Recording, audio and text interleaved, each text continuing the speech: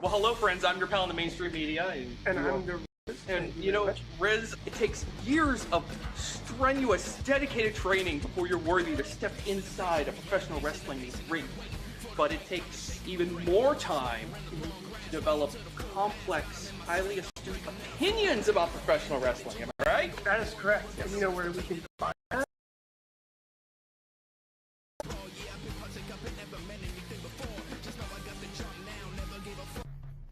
Hello everyone, Dungeon Master Bearcat Keith Hott here, and previously on Top Rope Tabletop,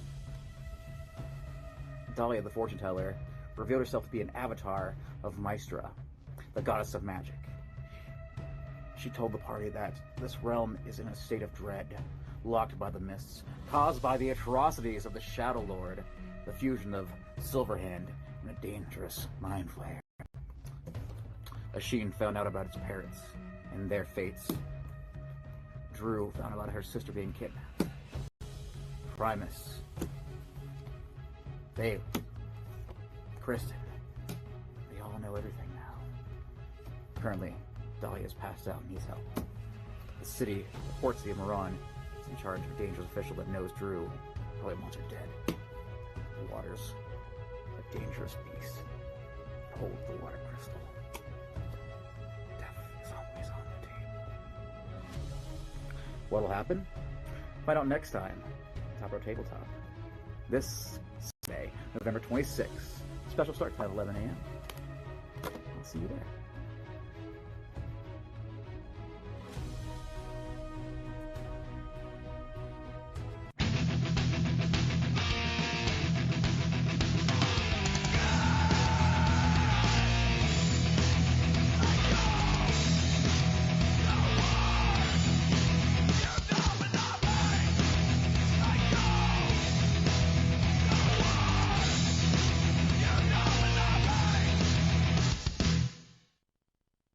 Sidekick Media Services. We are your sidekick in business for social media, video production, and more. Find out more at sidekickmediaservices.com.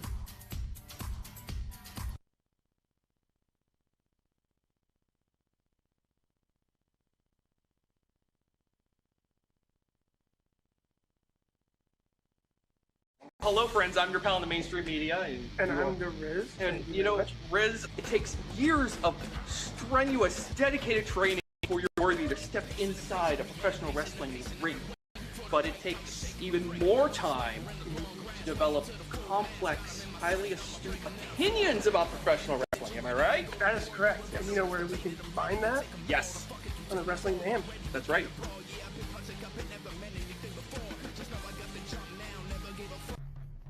Hello everyone, Dungeon Master Bearcat Keith Hott here, and previously on Top Rope Tabletop, Dahlia the Fortune Teller revealed herself to be an avatar of Maestra, the goddess of magic. She told the party that this realm is in a state of dread, locked by the mists, caused by the atrocities of the Shadow Lord, the fusion of Silverhand and a dangerous mind flayer. Asheen found out about its parents and their fates. Drew found out about her sister being kidnapped. Primus, Bailey, Kristen, they all know everything now. Currently, Dahlia is passed out and needs help. The city reports the Moran is in charge of a dangerous official that knows Drew probably wants her dead. The water's a dangerous beast. Hold the water crystal. Death is always on the table. What'll happen? Find out next time. Top Row Tabletop. This Sunday, November 26th. Special start time 11 a.m. I'll see you there.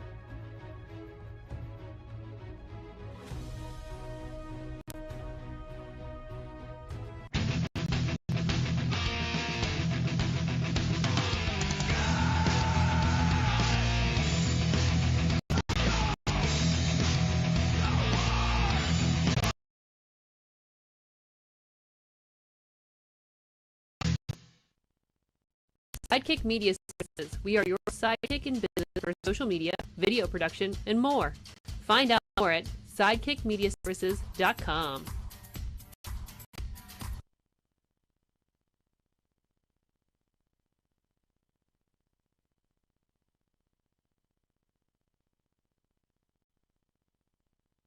Well, hello, friends. I'm your pal in the mainstream media.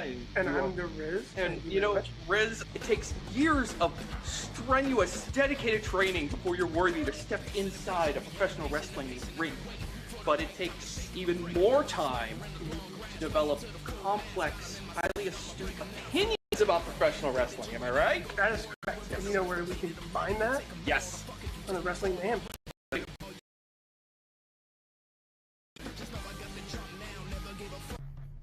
Hello everyone, Dungeon Master Bearcat Keith Hot here, and previously on Top Rope Tabletop,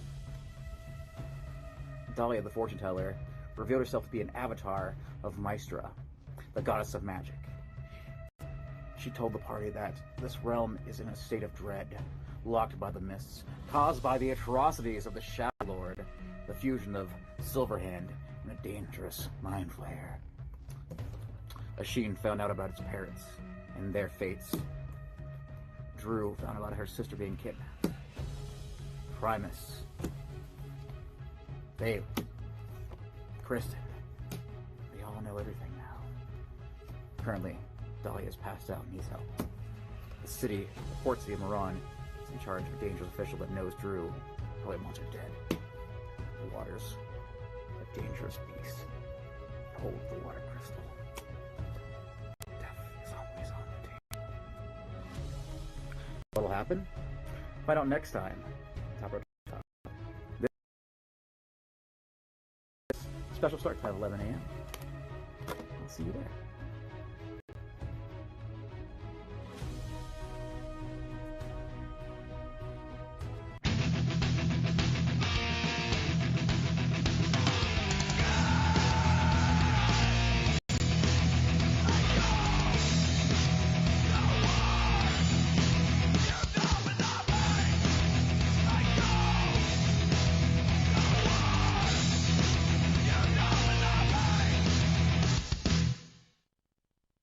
Sidekick Media Services. We are your sidekick in business for social media, video production, and more.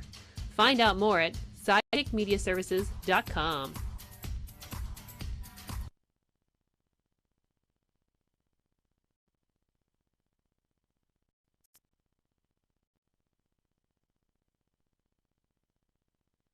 Well, hello, friends. I'm your pal in the mainstream media. And I'm the Riz. And, you know, Riz, it takes years of strenuous, dedicated training before you're worthy to step inside a professional wrestling ring. But it takes even more time to develop complex, highly astute opinions about professional wrestling. Am I right? That is correct. And you know where we can find that? Yes. On the Wrestling Man. That's right.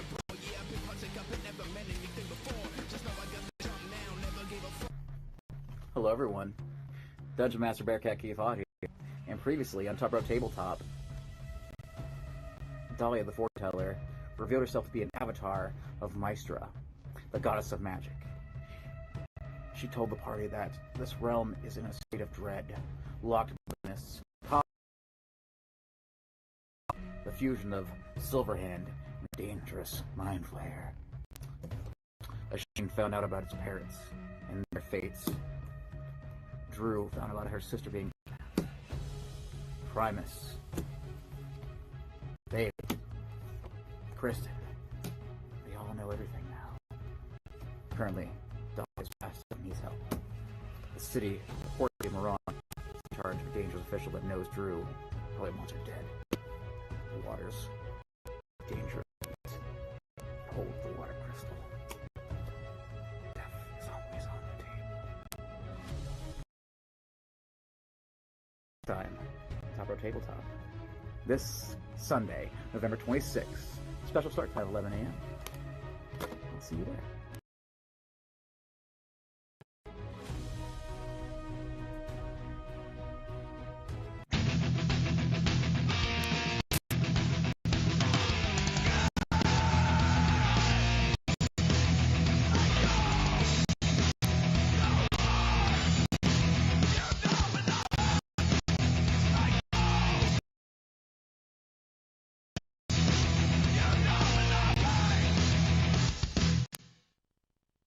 Sidekick Media Services. We are your sidekick in business for social media, video production, and more. Find out more at sidekickmediaservices.com.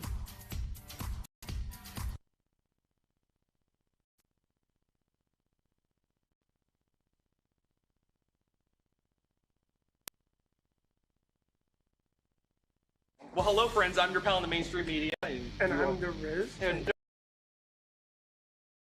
strenuous, dedicated training before you're worthy to step inside the professional wrestling ring. But it takes even more time to develop complex, highly astute opinions about professional wrestling. Am I right? That is correct. And you know where we can find that? Yes, On the Wrestling Mayhem. that's right.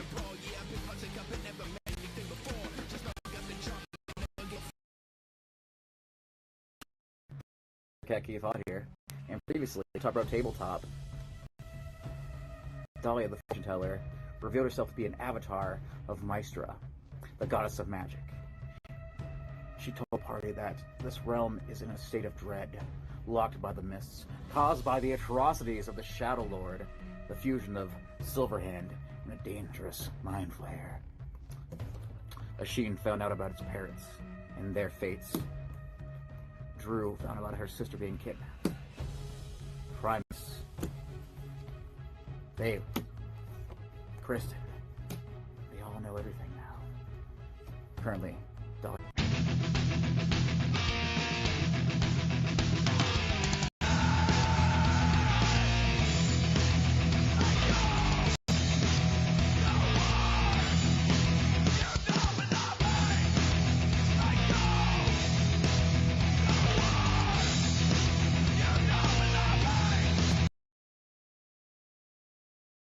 Sidekick Media Services. We are your sidekick in business for social media, video production, and more.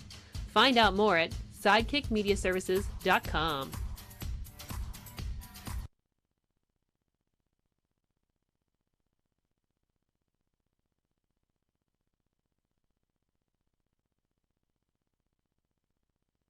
Well, hello, friends. I'm your pal in the mainstream media. And I'm the Riz. You know, Riz, it takes years of strenuous, dedicated training before you're worthy to step inside a professional wrestling ring. But it takes even more time to develop complex, highly astute opinions about professional wrestling. Am I right? That is correct. And you know where we can find that? Yes, On the Wrestling Mayhem. that's right.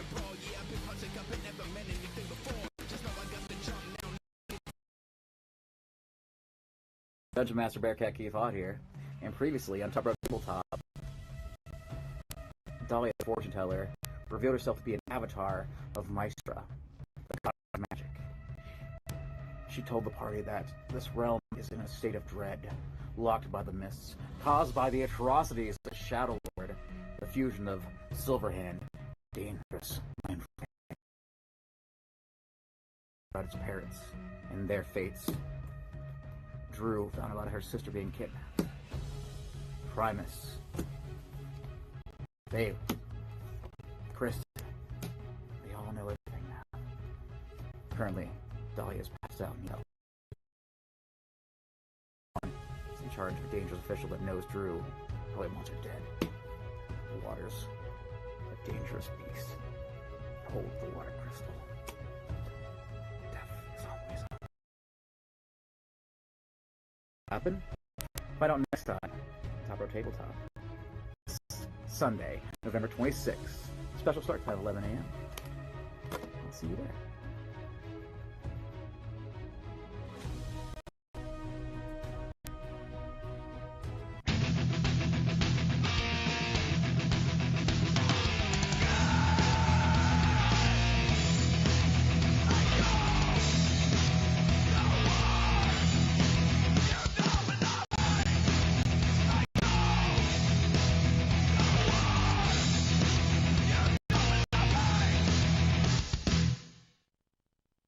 Sidekick Media Services. We are your sidekick in business for social media, video production, and more. Find out more at sidekickmediaservices.com.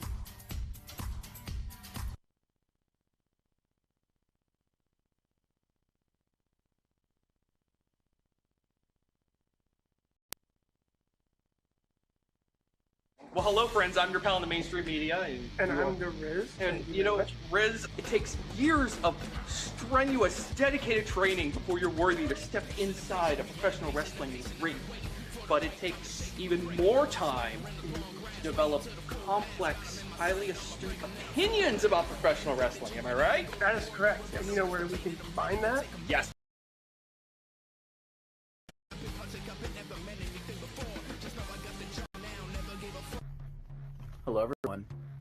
Dungeon Master Bearcat Keith Hot here, and previously Top Row Tabletop.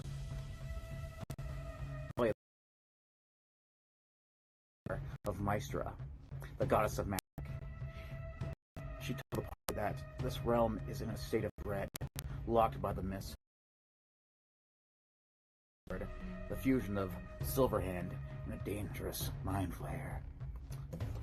Asheen found out about its parents and their fates. Drew found about her sister being kidnapped. Primus. Bailey. Kristen. They all know everything now. Currently, Dahlia is passed out and needs help. The city reports the Amaran is in charge of a dangerous official that knows Drew probably wants her dead. The water's a dangerous beast. Hold the water crystal. Death is always on the table. What'll happen? Find out next time. Top Row Tabletop. This Sunday, November 26th. Special start time 11 a.m. I'll see you there.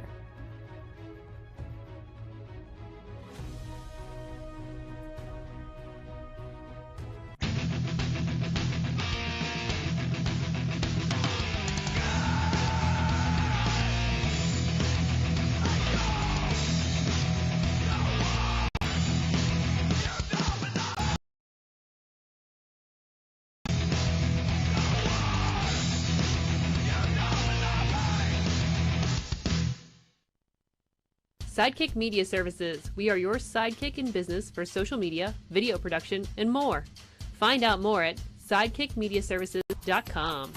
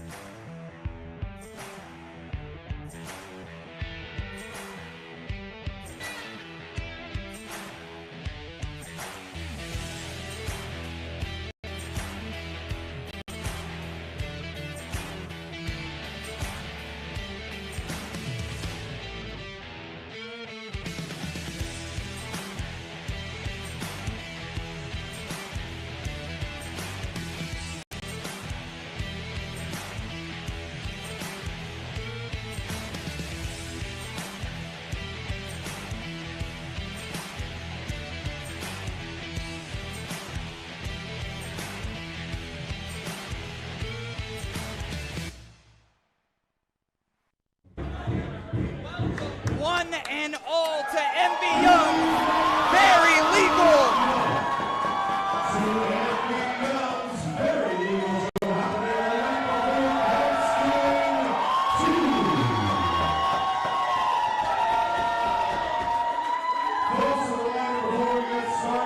We've got a great evening of action, and that action can and will come out of the ring and toward you. Make sure you make plenty of room for our competitors when they do leave the ring. Also, remember to fill in this area. If you're feeling crowded, if you can't see, come on over to the side of the ring. Plenty of room all over here.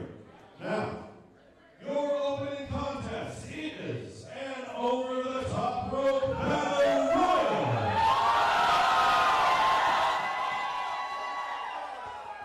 I'm Toddy Tondera. I'm here with Marcus Mann. Marcus, thank you for coming to 880 Wrestling for one more night, buddy. Toddy, it's the biggest party night of the year, and I'm glad we're both here for this one. We're going to start things out here with a battle royal. Thank you all for watching.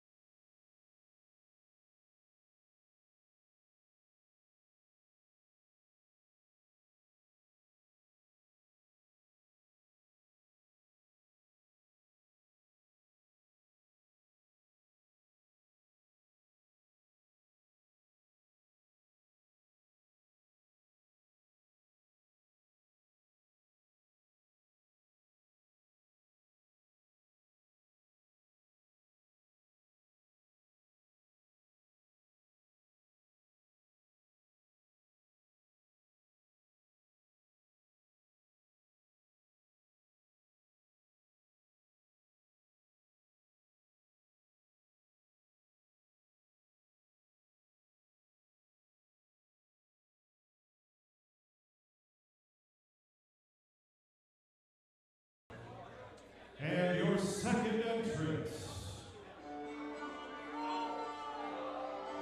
Oh, I think I may know who this is, Marcus. I didn't see them earlier today, though. From New York City, traveling down.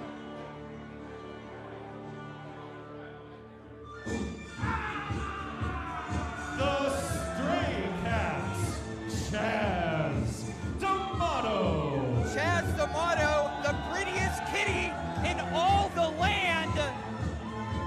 A graduate of the T2T Wrestling Academy in Brooklyn, which is affiliated with us. Yeah, and this is what makes 880 so great. It is that connection with T2T up in Brooklyn. It is the fact that when 880 opens its doors, it literally means it opens its doors. Yes. There's so many individuals that come from all over the country, specifically New York City, Brooklyn's T2T, that have made this company special over and over again. Chaz, also, you've seen them on Action Wrestling. Couple of cat fans in the ring, huh? Oh, look, we got a cat fight as the 880 crowd is calling for. Time to scratch around, it looks like. Our crowd didn't like that little booty shake. There's a booty we can get behind.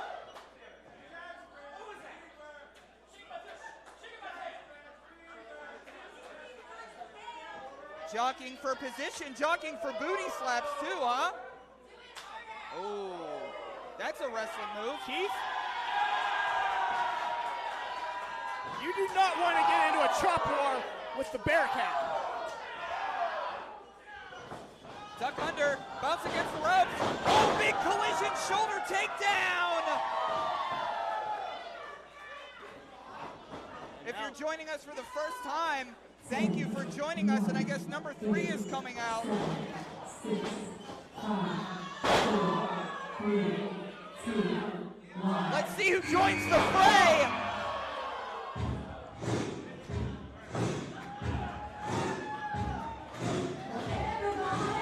Well, if you frequent 880 Wrestling, you know who this is. One half of the Anderson brothers, Sean Anderson. One half of the Andersons, Sean Anderson. I guess I know where you got your beer from. Oh, yeah, look. It wouldn't be a party night here on Dottie Block if the Andersons weren't here, and we got one half. Now, maybe we will see the other half later on. I'm not sure. Oh, little eye poke. Keith Hutt and Sean Anderson working on the stray cat. Oh. You got 2 elbows? Oh, double elbow. Sean Anderson and Keith Hutt on Dottie Block. Hey, did you know you wanted to see more Sean Anderson than Keith Hutt? Now you do. And still to come, the runway and the wildflowers later on this evening. And I hear both teams are going to bring some friends, Marcus. Well, you never know what's going on with the runway or the wildflowers for that matter. So, hey, look, it's a big party tonight. We got a disembodied voice counting us down for another one for entrant number 4. And it's not Sean Collin.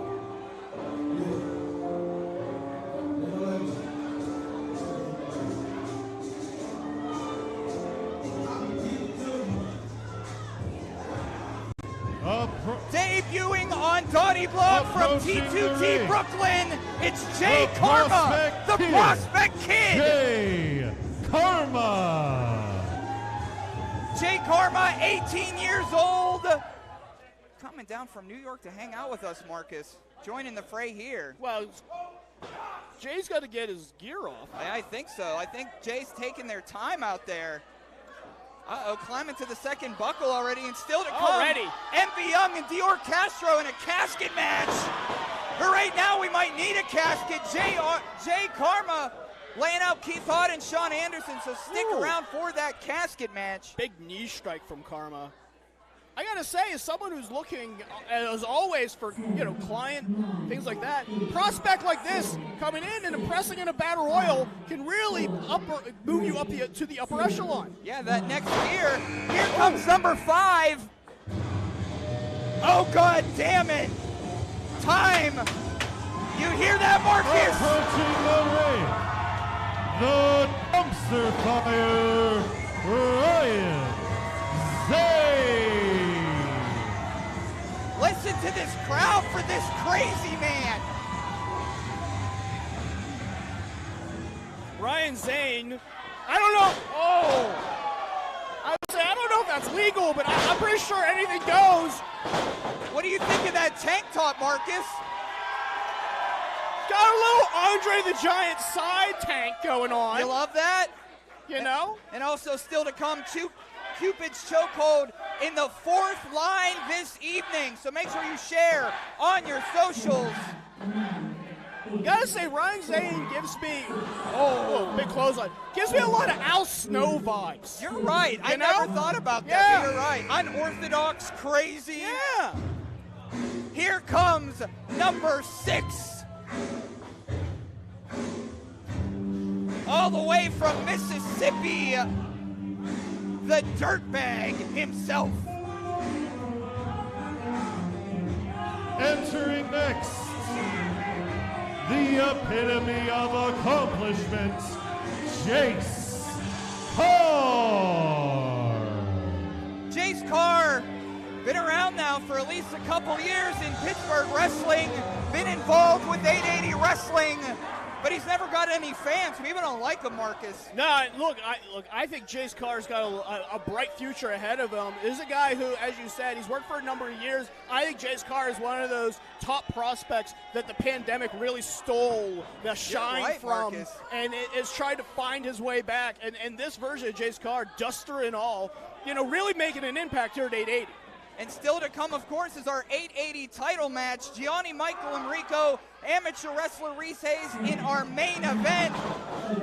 But here comes number 7. Could it be a lucky number 7? You never know in these what's the lucky number. I don't even know how many people are in this at this point. I thought I knew.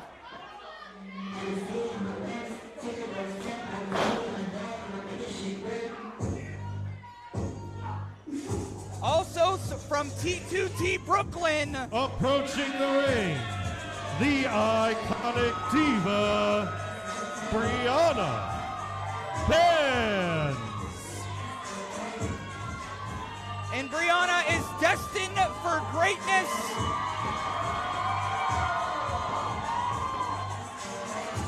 Getting a lot of positive cat calls from other women. That's great. Oh, 880 Wrestling really enjoys Brianna as she lays out the competition. I was going to say, you said destined for greatness. I don't know if Brianna thought that they were destined for a crowd reaction like that, but the 880 crowd is already taken to bands. She's been in there with Marco Narciso. Everybody who watches 880 Wrestling loves Marco, and wow, was that a head scissors takeover? Big head scissors takeover, and this so far has been a Brooklyn T2T takeover at this Battle Royal. Whoa. Transition. Oh, big DDT. Yeah, the crowd loves her, huh? Oh, yeah. Look, gotta admit, whenever you can hit moves like that, it will endear yourself to the crowd, but... Uh-oh, the dumpster fire. Oh, God, fireman's carry spinning her all around. Yeah, shades of Terry Funk, but using Brianna as a weapon. Shades of Oscar the Grouch. This is his block. The block of Dottie. And oh! Now that was through the middle rope. Yeah. I want to make that very clear. Ryan Zane not eliminated, went through the middle rope. Here comes number 8. Who could it be?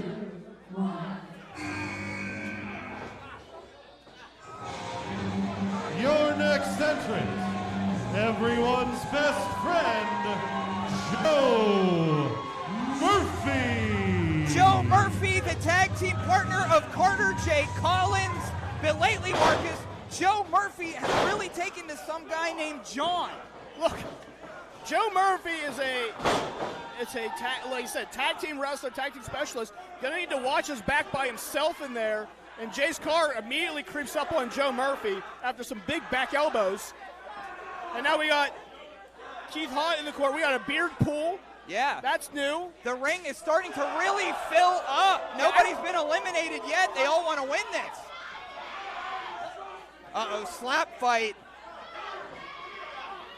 This is a lot of battling. I don't know. Look, this is the way to get your foot in the door here at 880. Yeah. You win something like this, you show out, you get a big crowd reaction. That's how you start getting booked. And now Joe Murphy is pinned in the corner. Well, I'll tell you what, Joe Murphy won't even shake my hand, Marcus. So Really? he's not really on my list. I don't see him before the shows. I must be in somewhere else. Oh, jeez.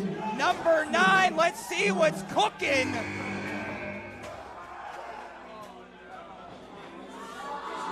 Oh, no. All right. The next entrant is the Gigabyte Grizzly Brohemoth.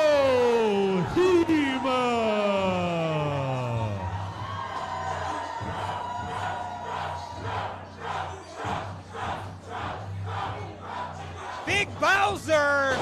Brohemoth has been with us since the beginning in tip-top shape, the best shape of his career. He dropped 30, 40 pounds. Yeah, you can see it in the speed that Brohemoth now has trained for that endurance, trained for speed, but still has that power. And look, I got to be honest with you, Toddy, I think we found our new favorite to win this Battle Royal.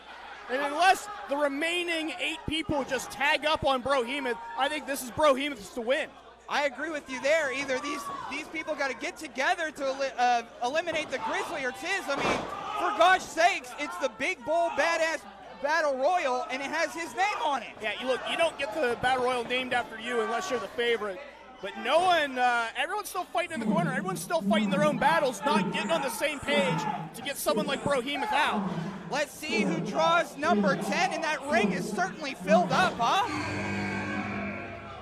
Wait, John, not necessary. Whoa. I am some guy named John, but I am not here as an announcer tonight. I am here as a best friend. That man, Joe Murphy, Sean Anderson, put my best friend down. I think some guy named John is going to join. What? What? One thing Anderson can never say no to. Oh, fair enough, John. This is smart. Smart strategy. Oh, he bamboozled him. SGN John, what the heck? He's simping for Joe Murphy, and they're both after the Andersons. You can't lure someone in with a beer and then not give it to them, especially on the night before Thanksgiving. This is supposed to be a family event. Come on. Joe Murphy. Is Joe Murphy even old enough to drink? That is a good question. I don't know the answer to that. Some guy named John and Joe Murphy working on Sean Anderson. Big Brohemoth is in there. Jace Carr. No one's been eliminated. This is still anyone's match.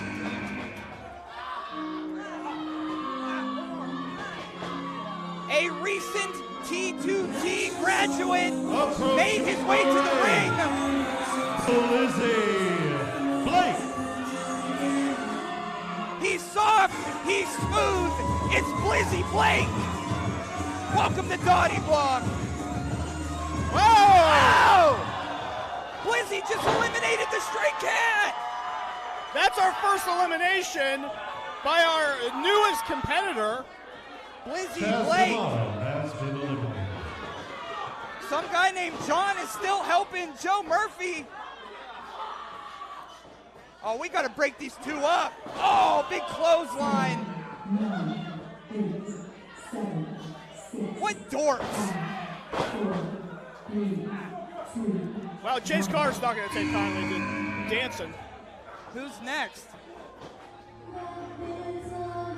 Your next entrant, Carter J. Cullen. Marcus, this could get very interesting. Joe Murphy is in there with some guy named John, and CJC doesn't look too happy about it.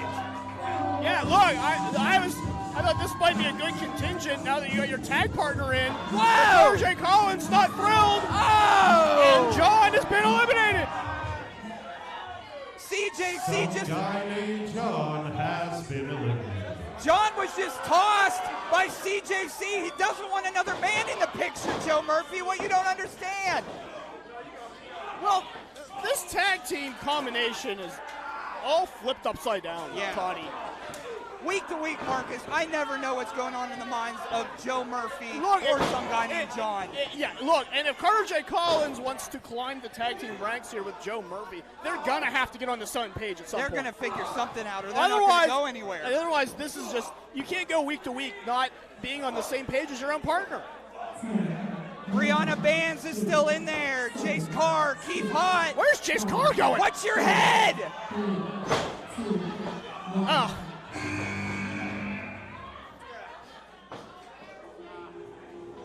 Oh, to continue that T2T Brooklyn takeover, here comes Troy Tresden. Young and full of energy.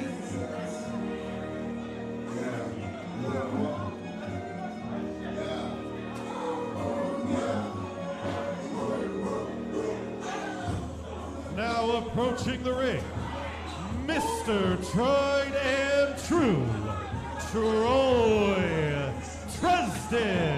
That's actually Troy Tresden from the T2T Brooklyn Academy joining the fray.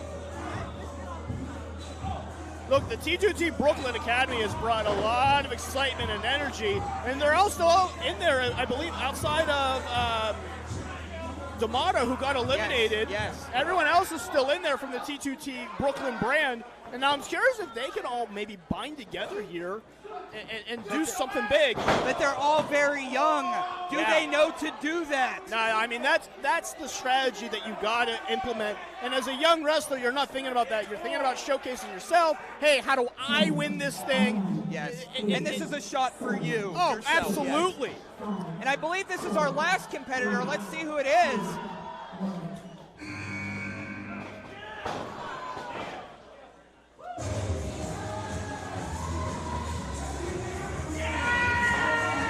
The final entrant, Aaron Flynn. They call him the Fly Boy because he's Fly Boy. It's Aaron Flynn, baby. Oh, big back elbow. There we go. Now, Aaron Flynn and Blizzy Blake are from the same class here at T2T Pittsburgh. This is a big moment for both of them to be in this match. Yeah.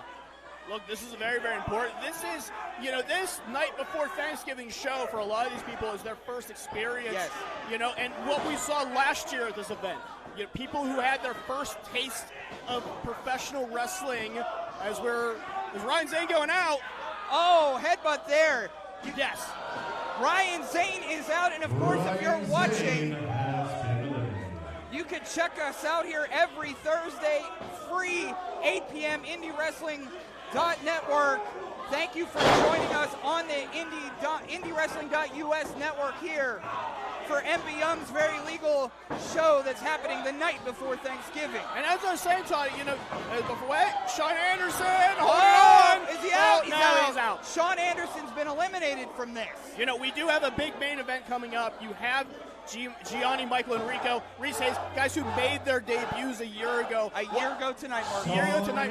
What it means to be on this show and as a debut and what you can accomplish in a year.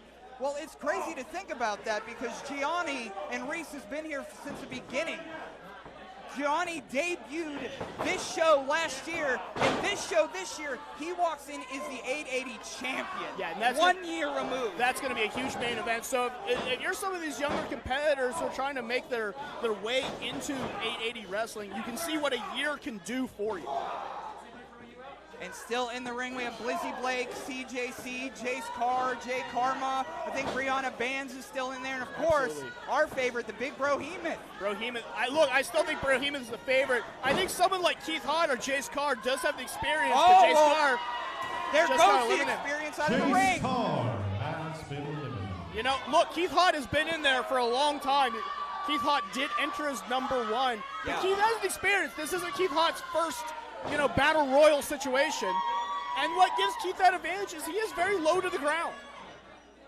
A couple weeks ago, I saw Keith Hutt at the VCW Battle Royal throwing bodies around. They were. Look, Keith knows what he's doing in there.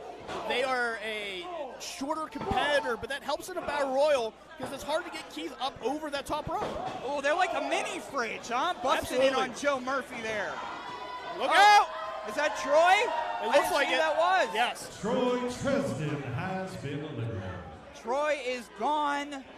2 T2T Brooklyn survivors left here. Brianna is in there. Jay Karma is still. Oh, Brianna. Look, Brianna has the confidence to take on a Brohemoth, and I love to see it. I love anyone with the confidence that can look at someone like Brohemoth and go, let's go toe-to-toe right now. Oh, Brianna looked in that big bear's eyes and said, come at me, I'm going to slap you. Oh, I don't know. Wow. Whoa! And on the apron, oh! Dang, that's a side of Brohemoth. We haven't seen that side of Brohemoth before. Big headbutt there. Oh, God. Whoa. Gorilla press. Gorilla press. Oh, held on, but only for a second. Too much torque. I thought Jay was going to hang on to the rope there. Flynn and Jay Karma have been eliminated. Down to our last 5, Keith Hutt, Brohemoth, Joe Murphy, CJC, and Blizzy Blake. And like we were saying before, Marcus. Look, I think this might be too late if I'm going to be honest with you. It was smarter to do this when you had 8, 9, 10 people as opposed to 4 or 5. And now Brohemoth, as I said, Brohemoth and Keith Hutt. Brohemoth and Keith Hutt, I think, are the favorites. They definitely have the most mass. And most experience. There's some big people left. Oh, yeah. Now, Carter J. Collins is a small island with a big European uppercut. Big torque on that, but Keith Hutt just running right through. Yeah, a lot of meat in the room, huh? Yeah, Carter J. Collins and Joe Murphy are going to have to get on the same page if they want to win this. CJC just slid out. Of course, you have to go over the top rope to be eliminated. Oh no! Duck under, but Keith Hutt able to hold on. And CJC has their leg. Oh, dang. Keith Hutt has been eliminated. The Bearcats out of here. I think Joe Murphy and CJC might be back on the same page. Look, yeah, as I was saying, if they could stay on the same page, they could be a formidable team, and they've got each other's back. And now what does Blake do? Is he going to join in with Joe Murphy and Carter J. Collins? I think Blake has no choice. Well, looks like they threw Blake to the wolves. Yeah, Blake looks to be out. Both of you need to run over there. Sheesh. Oh! Rock, paper, scissors for who is first to be eaten for dinner, huh?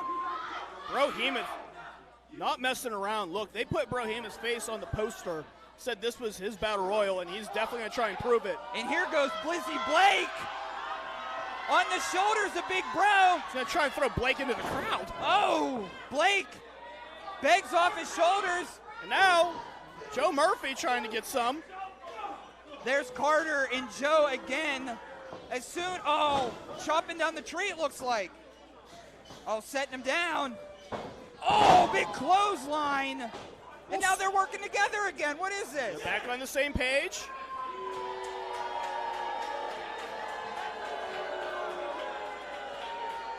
Bowing and stuff. This ain't Broadway. Yeah, look.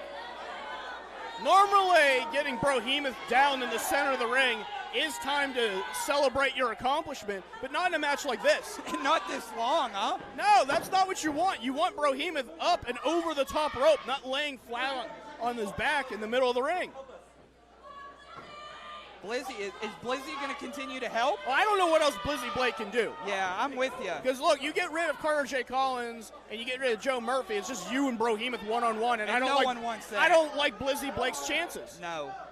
Especially being as new as he is. Absolutely. The three of these are going to put the Gigabyte Grizzly. They're going to try to throw him. Oh, he's holding on. He's got his arm wrapped around that back rope. Just fighting through everyone. Clubbing forearms. Knocking all three of them. And here comes Big Bro. Oh. Murphy over the top. Carter able to stay in. Oh, there he goes. Oh, both on the apron. They're holding on. I think Blizzy was going to help Bro, and Bro threw him aside. Well, I don't blame him. Blizzy Blake's been attacking Bro all the time. Okay. What do they think they're going to do? They're just trying to get themselves back into the ring by fighting off Bro now. Get back in the ring. Wow! Oh my gosh, Carter J. Collins is out, but some guy named John is saving Joe Murphy. Oh God, no! Carter J. Collins and Joe Murphy have been eliminated. Carter J. Collins forced some guy named John to stop helping Joe. These three gotta figure out their bedroom problems. Look, again, the mood swings between Carter J. Collins right now, when he's friends with Joe Murphy, where he's upset. It all revolves around some guy named John, and they're going to have to figure all that out. And then there were two, Brohemoth and Blizzy Blake on Dottie Block. Blizzy Blake, you want to make a name for yourself, you want to be in the main event next year, you got to get Brohemoth over the top rope right here, right now. And we talked about it before. Blizzy, in-ring debut was not too long ago against the veteran Brohemoth. Oh, big bear hug. Oh, over the back, belly to belly, and down goes Blizzy.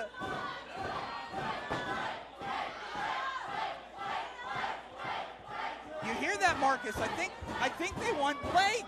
Look, Blizzy has made an impression on this crowd, and this crowd respects anyone that has heart, that's willing to fight, that's willing to look someone face to face and go for it. Doesn't matter who you are, doesn't matter where you came from. Slowly getting to their feet. Here comes Big Bro. Smart, got out of the way, through the middle rope. Now maybe trying to do a little high flying. This is smart.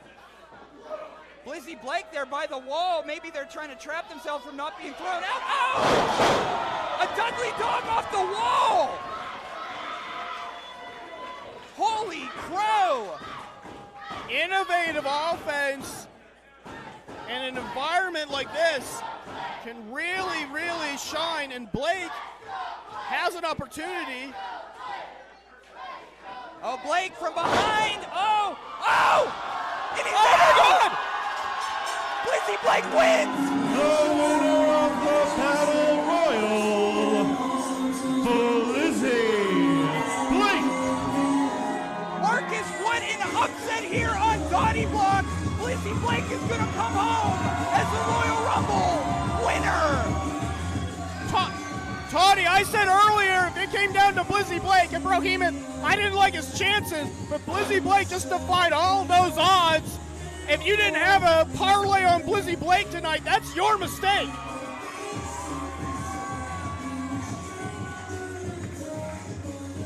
I'm not one to gamble, but if you had your money on Blake, you're rich tonight, my Absolutely, baby. That's a huge payday, and good for Blizzy Blake. Now, how do you take that, and how do you make the next year about you? That's the next challenge for Blizzy Blake, and if you're anyone like me, you want to watch this story go all the way.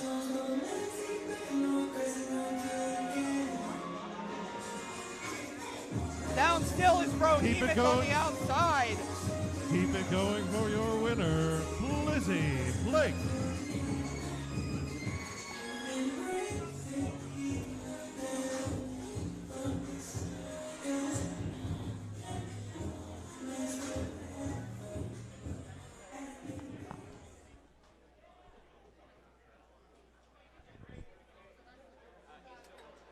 Coming up here, still to come, the runway and the wildflowers later on a little bit, Marcus, but I hear they have some friends with them. Well, yeah, look, the runway, fresh off what PWI Tag Team 100. Yes. Number 100 is the runway. Yeah, absolutely. Being able to crack that list, an honor for the runway. To see what they can be able to do tonight. They're Fans always bringing friends, though. To acknowledge everyone who makes this show possible, including Sidekick Media Services, streaming around the world on IndyWrestling.us. Your commentary team tonight, Toddy Tondera. and Marcus Mann. Let's cheers for me. Sound, Aleo They saw your hat. Aleo the Dream over there on sound. Referee for all of tonight's action, Brad Mitchell. Referee Brad Mitchell out here. Doing a little Iron Man action. Yeah.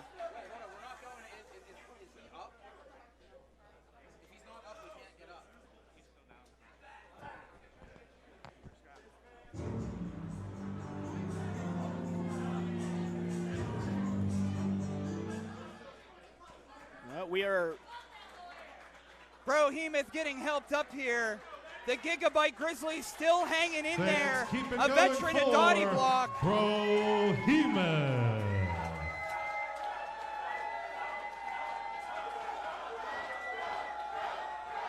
He's still fiery, isn't he?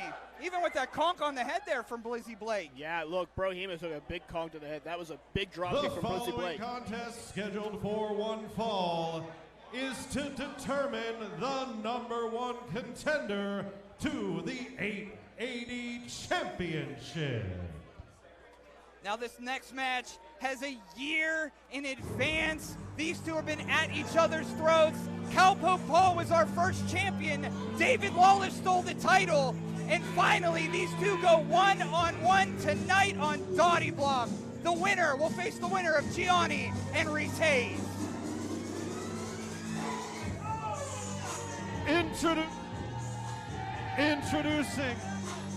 Introducing first from the Supreme Court at over 1.5 billion in settlements and verdicts, the gavel, David Lawless. The gavel, Esquire. The gavel, David Lawless, Esquire, the former owner of 880 Wrestling. And Marcus, you were with me last month. We got the company back from the Dangerous Nights crew and celebrated with a drink. Absolutely. David Lawless used to be owner. He used to be champion. We're still unaware of his whereabouts on January 6th. Yes. So, look, this is not a good person in any sort of way. And he has been a thorn in Cowpoke Paul's side for a solid year. And if Cowpoke can exercise this demon tonight, get his opportunity back at the 880 championship and revoke the anyone but Cowpoke rules that dogged him for the entire year. 880 Wrestling isn't the first capital that he's crashed. But let's get this cowboy out here. I've been waiting for this for a year, Marcus. A year.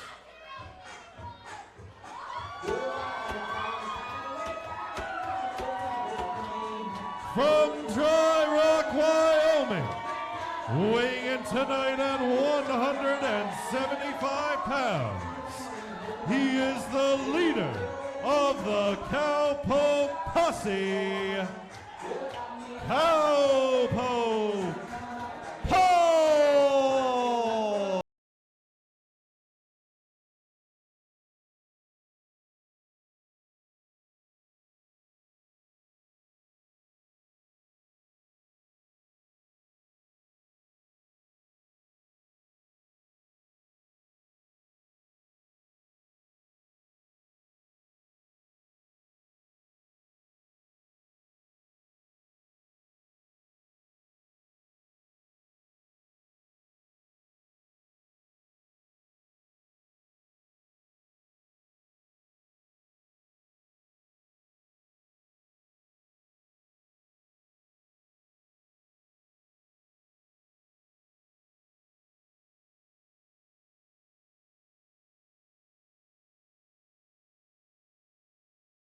This is the person that could represent the brand. Cowpoke Paul was the perfect person. Yeah. And to have that stolen away from David Lawless has never made 880 feel whole for an entire year.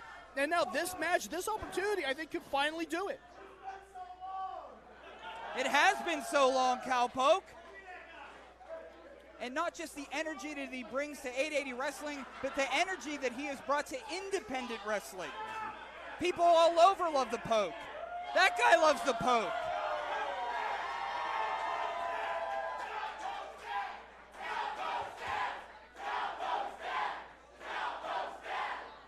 I wish my father was here. I don't know if that's official. Nah, my father's a criminal. Now poke. Oh, giving a happy fan a cowboy hat. Cowpoke Paul, David Lawless, MB Young's very legal night before Thanksgiving show.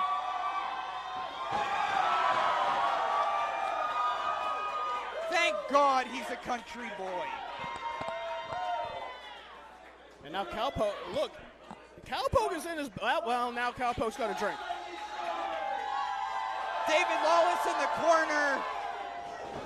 I gotta Not say, loving this. Lawless has had some bad luck, and I think this is the last thing he wants. And I think Poke is trying to play into that a little bit. Look, Lawless has been on a little bit of a losing streak. He has. You know, he he's lost to Reese Hayes. He lost the company last event, and now he's officially finally in there with Cowpoke Paul. And dare I say, he's lost the respect of the Dangerous Knights crew. I don't see them out here with No him. Dangerous Knights crew. You know, I didn't hear representing the Dangerous Right? Knights crew in the introduction. Something fishy there. Look, Lawless needs to get his mojo back, I think. That's what he's looking to do. And look, no one's more dangerous than a David Lawless looking for his mojo. Yeah. That means that David Lawless is going to try to find any way to get a victory, any shorthanded way that he can find. He needs it now more than ever, Marcus, so Yeah. the sadistic tactics that we might see might be worse than we've ever seen from the gavel. Yeah, and look, Cowpoke Paul is unfazed by all of it. And that's where Cowpoke Paul really, really excels, in my opinion. Sheesh. Different reactions. Yeah. Look, Cowpoke Paul seems like he's unfazed by anything at any sort of time. So Yeah. he never lets anyone play head games with him. He never gets overly excited. He just stays in his own world. No moment too big for Cowpoke. Absolutely. That's what championship metal is made of. Locking up here. Meanwhile, back on the ranch, tie up in the corner. Man, 880 Wrestling is never like David Lawless anywhere he goes, whether it be in Joy Wrestling or anywhere in the Pittsburgh area. The guy is not light. But his size is also deceiving. He's a bigger guy too. Look at the size difference. Yeah, he's got size, and then he's got a real deceiving amount of agility as well. Oh, finger guns. The only guns we'd like to see here.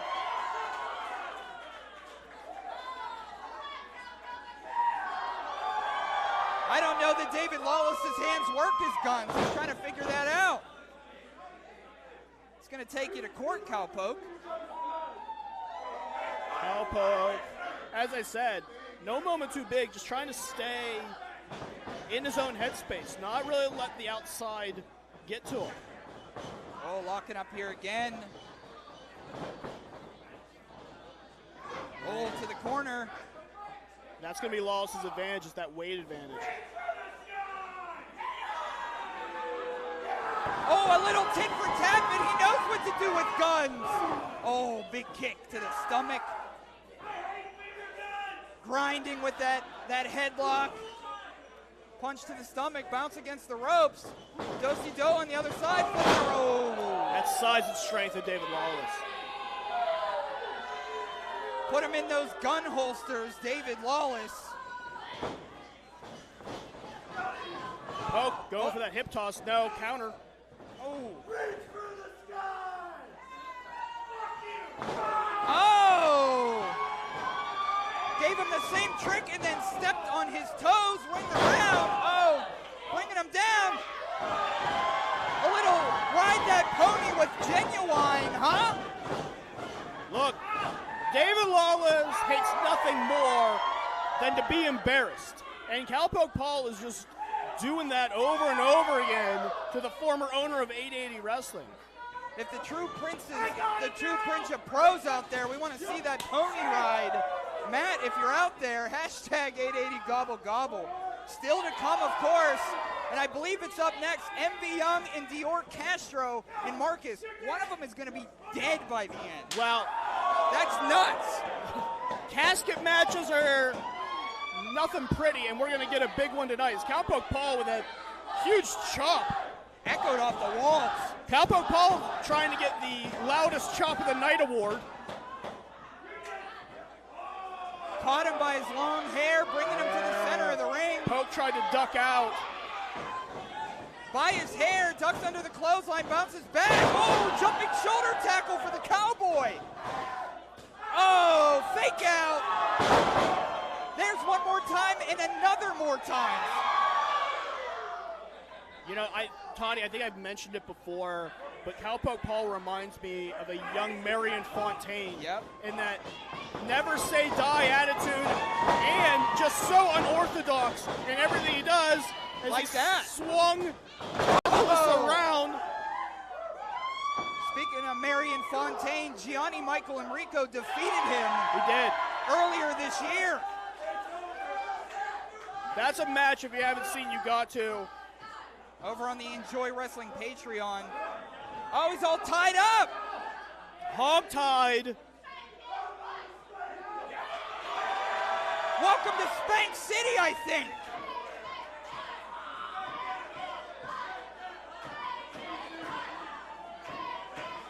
Little spank his butt chant, I think. Oh! Cowpoke Paul is not only winning this match, but he's embarrassing the gavel. Yeah, you know, look, that's what I said. David Lawless hates nothing more than to be embarrassed. And now... And that's how he gives back. Oh, a little poke of the eye. Big clothesline. The gavel back on top, and he's going to spank that bottom. That knee injury of David Lawless's creeps up on him from time to time. And as somebody with a knee injury, that will really handicap you. Yeah, Lawless still recovering from that knee injury. You know, remember there was Jack Pollock, the match that he had. Yep. He hurt that knee. You were here for it. I was here. Lawless still never forgave Jack Pollock for that. And we saw a big signature leg drop. And probably cover here if I know David Lawless. Oh, just only a one count. Lawless. And again, the winner of this match is our new #1 contender. They will fight the winner of Gianni versus Reese Hayes. Be something if it's Lawless and Gianni. I was going to say, you know, out of all of those potential matchups, all of them are interesting. Reese Hayes versus Cowpoke, GME versus Cowpoke, Reese versus Lawless, a rematch. But that GME versus Lawless matchup, I think, is the most intriguing. Yes. What would happen to the Dangerous Knights crew? What would be the answer? You know, Lawless was champion, handed that title over when he hurt his knee. Does he want GME to hand that title back to him? Might be. I don't know. Those are all questions that, you know, we're going to have to wait to find the answers to. If David Lawless can figure out how to win this and how to do a lasso, he's unsure. He's figuring it out. Oh, rolling him over, small package, this could be it too. Oh, and again, we don't see Gianni out there, and we haven't seen Frank DeVille in months. Where is Frank DeVille? I don't know where Frank DeVille is. I haven't seen him in a very long time. The cover.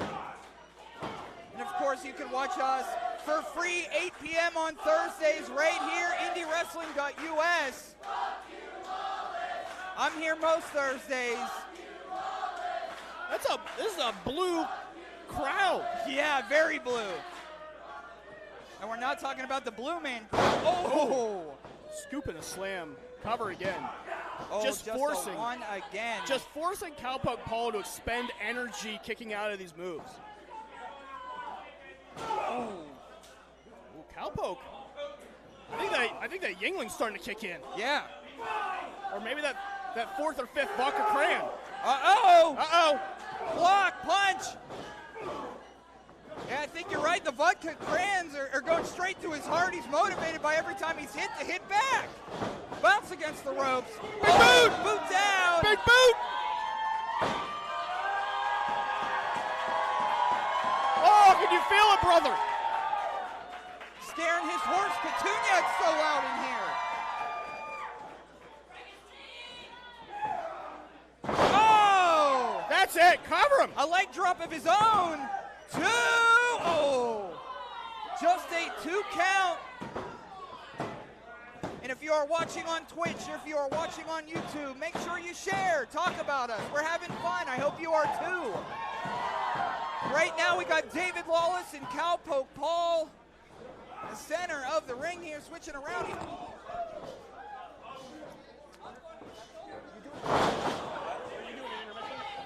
Neck! 2! Just a 2 count.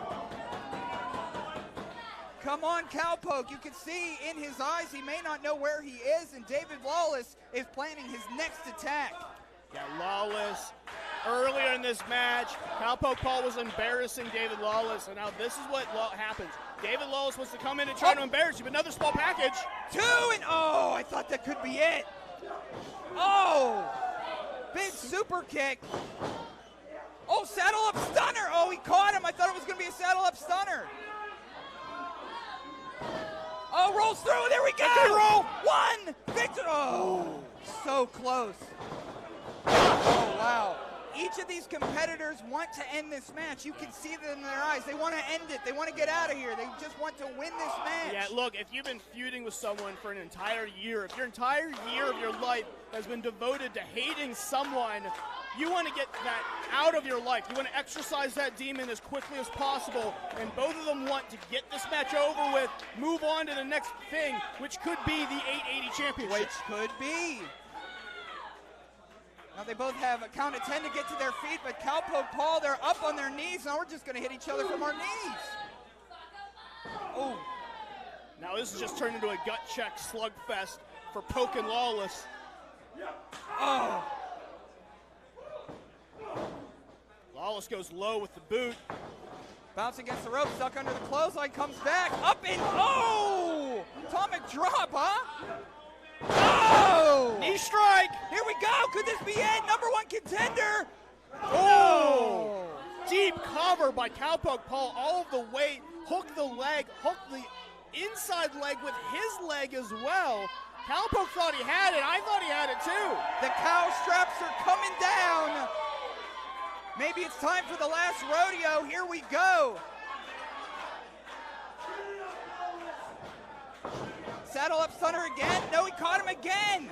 Oh! That's it. Cover 2 and no. Oh my God, Marcus. Oh my gosh. Cowpoke is still in it to the dismay of the gavel. I don't think I've ever seen anyone kick out of that move from Lawless.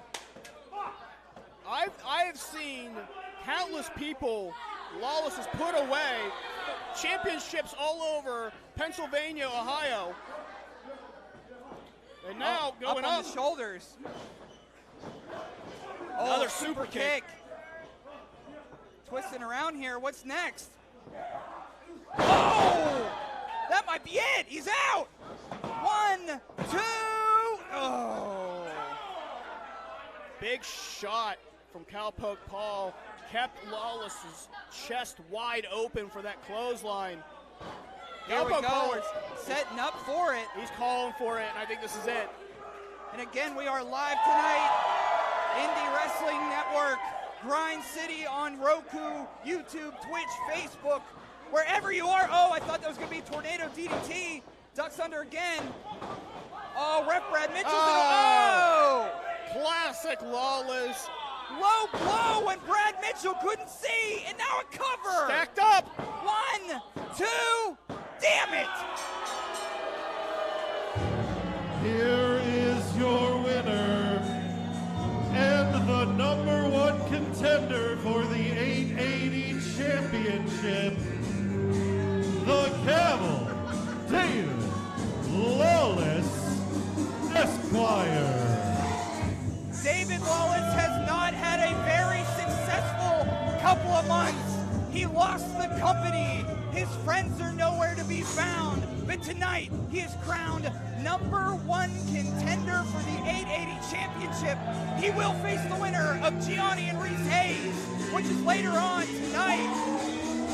And as we said, this sets up a couple interesting scenarios. Yeah. Obviously, the feud between Lawless and Hayes has been notorious. But what happens if GME can walk out as champion? Will Lawless ask him to hand that title over? Will there actually be a match? I'm unsure. It's a problem I like that we don't have. 100%. But you will see David Lawless December 22nd facing the winner of our main event. So let's give it up for Cowpoke Paul, who was bamboozled once again by David Lawless. Cowpoke Paul hasn't had the year that he wanted, and I think next year, Cowpoke Paul, another year seasoned, I think finds a better way to get through that. David Lawless finds a way for victory, unfortunately. And still to come, Cupid's choke.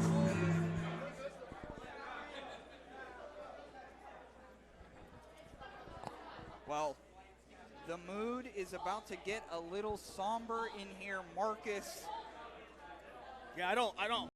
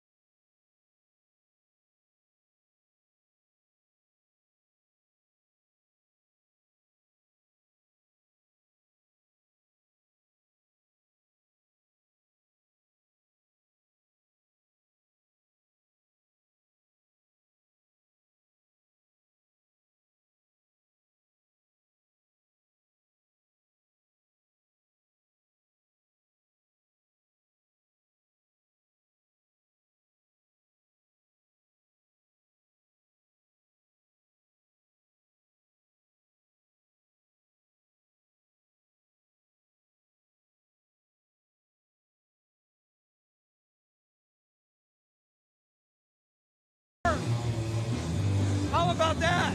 Look, the last thing you want to do. The following is a casket match.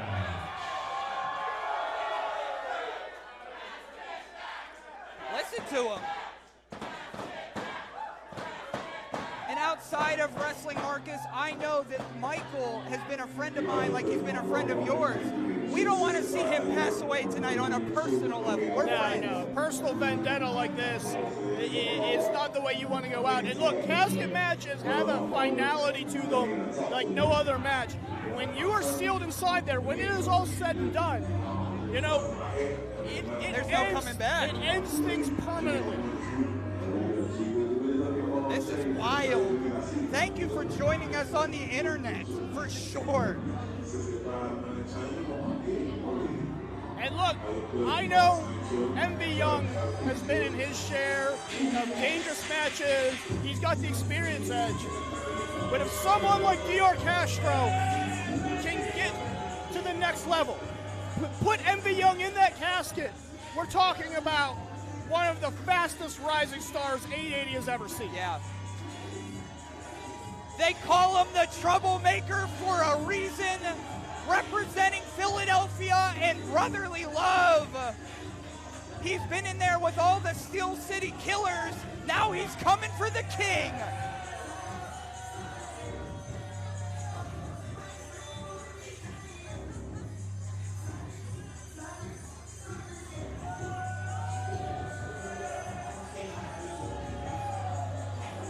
Hey, I've never worn white to a funeral, but maybe it's MV's and he's the pallbearer. Well, yeah. Dior Castro trying to find himself the courage and the gumption to take this on, because you got to put yourself in a completely different headspace for a match like this. Yeah. And not just, you got to put yourself in a different headspace to face MV Young. You got to put yourself in an even different headspace to face MV Young in a casket match in the biggest night in 880 history. We see that RIP Dior sign.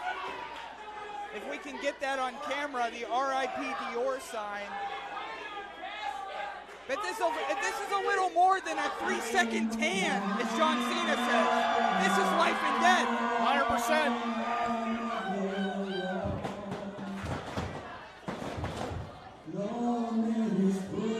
The ace of 880 wrestling defending our building once again. And Toddy, we've talked about this home field advantage for MV Young before. It is like none other in professional wrestling, and you don't really experience it until you're here live. Can the James Farrier of 880 Wrestling bury the perfect picture athlete?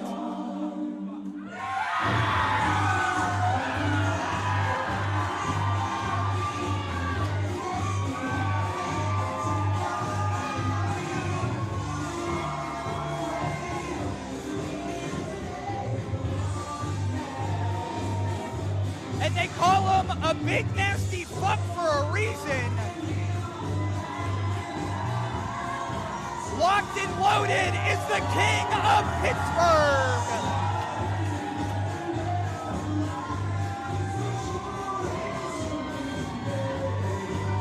Here he comes.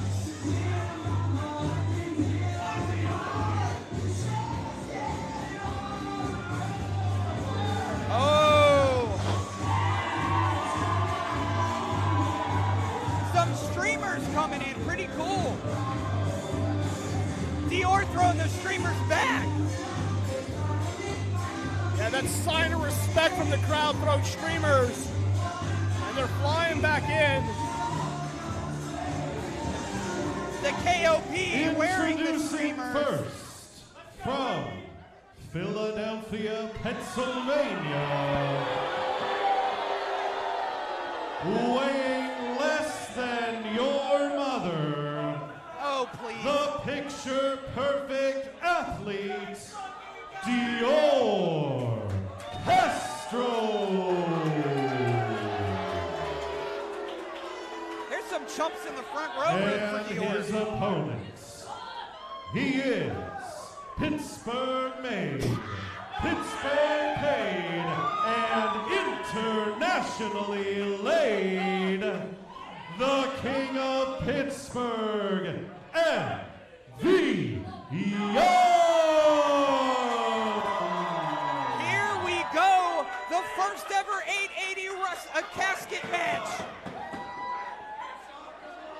Somebody's going to be put in that casket before this match is over, and in fact, it's the only way to win. Those druids freaked me out, Marcus. Yeah, they're obviously Sheesh. security, I guess, for the casket. Notice our referee is in the crowd near the casket because anything goes. Nothing matters in that ring. What matters is getting your opponent into that casket. Chest to chest. MV Young and Dior Castro. Wow. Oh! Light him up. Slap across the chest. Dior's down. On the attack is MV Young to the corner. Oh. Oh, all his might against the turnbuckle and a big clothesline. MV Young has had a beast of a year. He's been in there with Beastman and Beast Lee at Fest Wrestling. All right, so MV, Sheesh. leader in the clubhouse for loudest chop tonight. Yeah.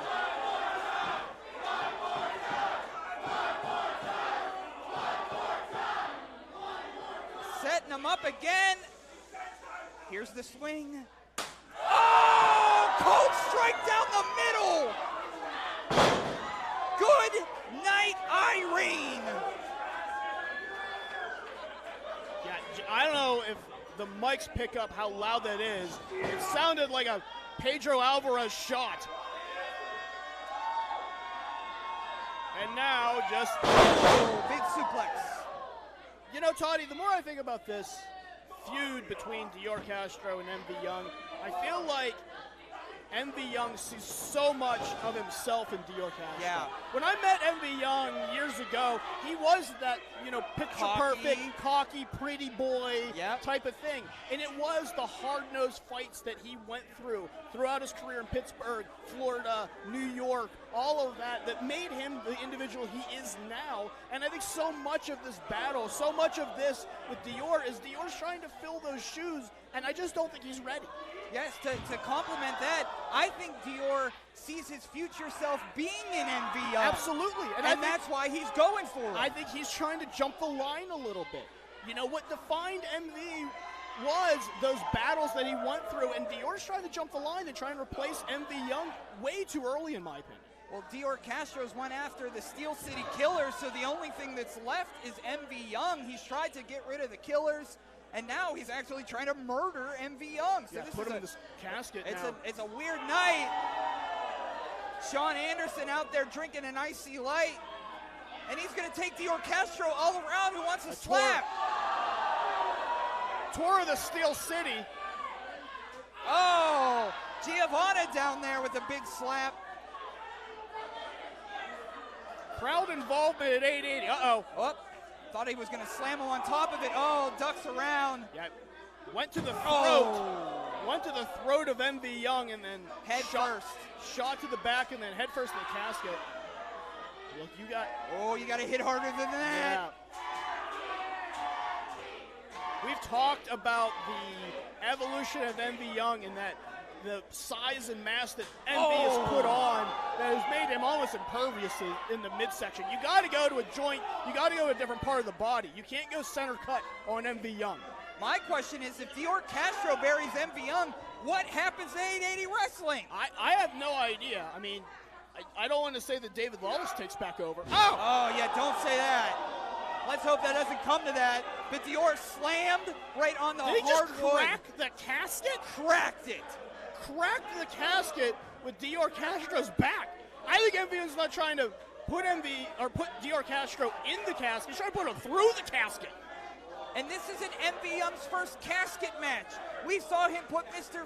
Grimm in a casket and enjoy wrestling, and Mr. Grimm has come back undead. He's never the same again. Is that what the future holds for Dior? We shall see. MV Young knows every single nook and cranny of this building, and it looks like he's trying to show a low blow. Dior Castro all of it. Dior Castro just showed why he is a credible threat to MV Young. Oh, big boot. One person clapping. I hope you feel very, very good for yourself, Dior.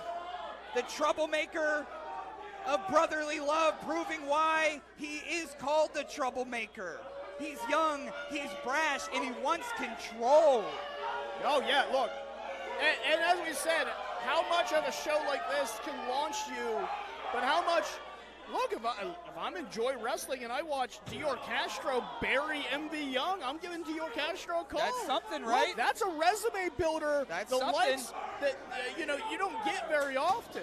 And that's what Dior wants to do. Build his resume. Build the next generation off of MV Young. Oh, I don't see any of the other Brotherly Love members here tonight. No, but we also haven't seen any of the T2T students. Fourth Line is preparing for their match later tonight. So this is one-on-one. This is going to be just these two to the end. Hey, when it's life or death, it's got to be one-on-one. And I think that's what Castro wants. He wants to bury MV Young himself. If he buries him with an asterisk, it's not truly a burial.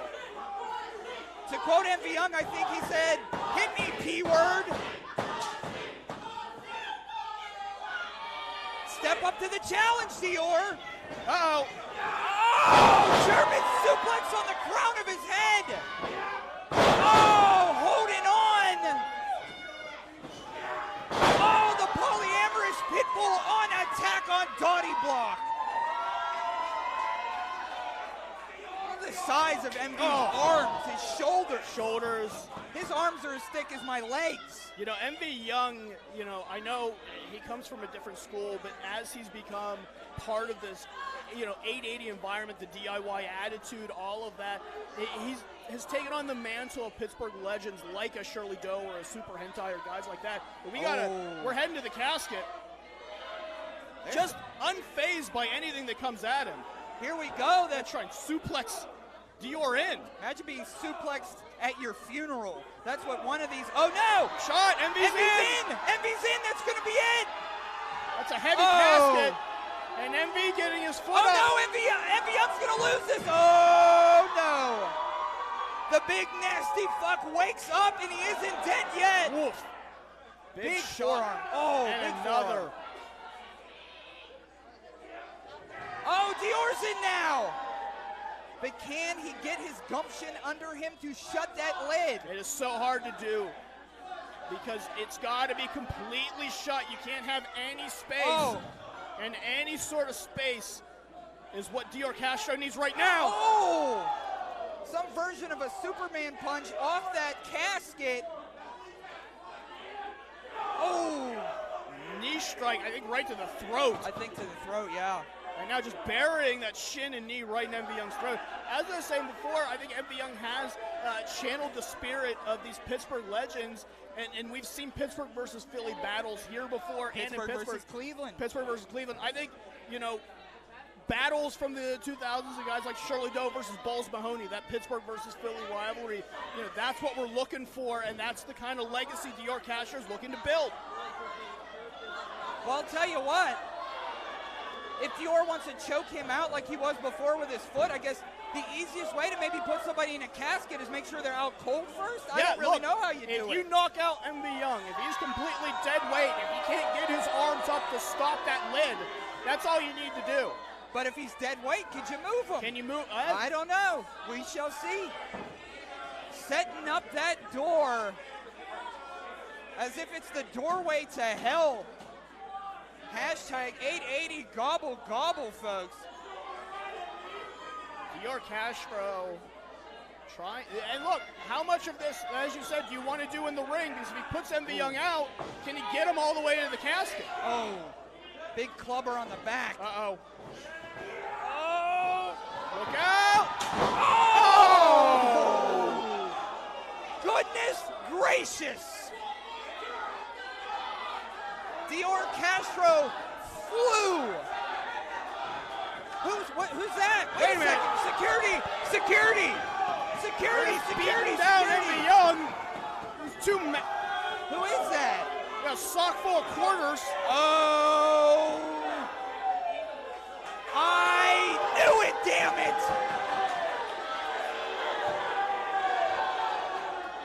We talked about this before. Cliff Klepto, Ricky Dawkins, brotherly love helping out their brethren in Dior Castro. This could be a one-on-one. Dior couldn't do it by himself. Oh, spear through the door. Well, Tony, I said, if you knock out Envy Young, how do you get him to the casket? Well, let's take 3 people, pick him up and drag him out there. That makes the job way easier. I thought Dior Castro wanted to win this by himself. But apparently a win's a win, no matter how you do it. I think this was Dior's plan all along, to knock out Envy Young and get brotherly love to drag him to the casket. He better stay on top of him, though. Yeah, Envy Young, not one to just let you. Well, we're going more doors. Is that what we got? I guess we're making sure the job is done before he goes in the box. Dior is setting him up. Another door in here. I don't know that Dior knows where he is. I think he conked his head. Oh, yeah, definitely. I mean, Dior took that power bomb into the turnbuckle so hard it made the runway hurt.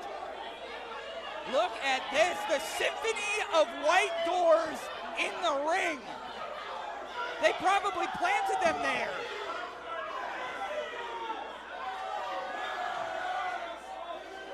What is the plan here? Well, if you're going to end Envy Young, it's going to take 3 people to do it. As they yell, "Go Birds!"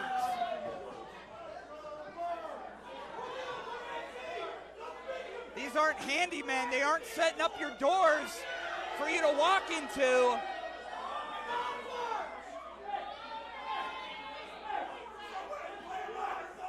what are we going to do now? Just throw MV Young through doors for the rest of the night? I think so. We got other matches coming. Just put them in the casket.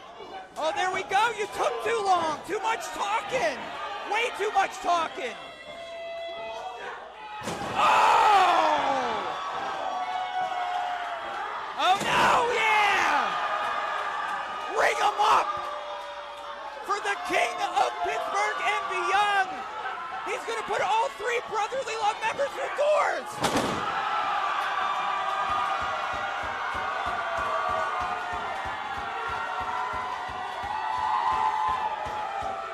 Banging the boards for the king of Pittsburgh. Hear him growl.